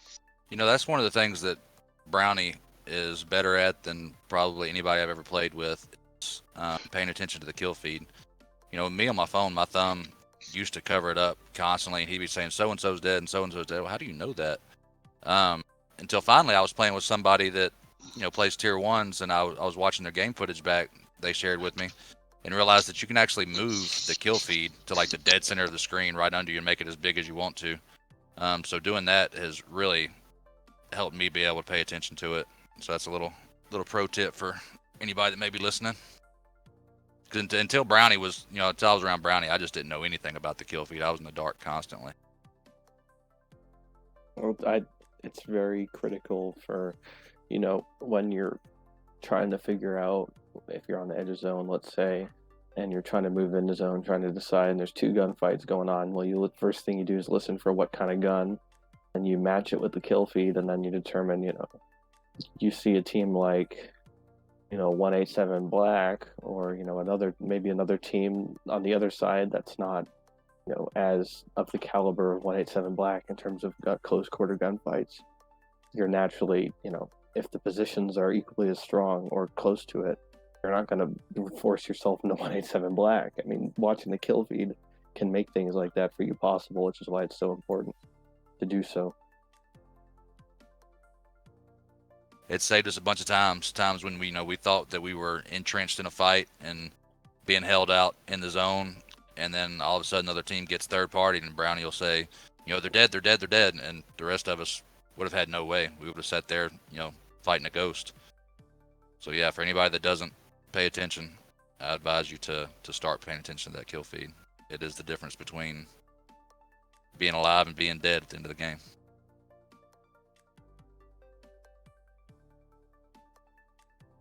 Did we lose Pickford? So.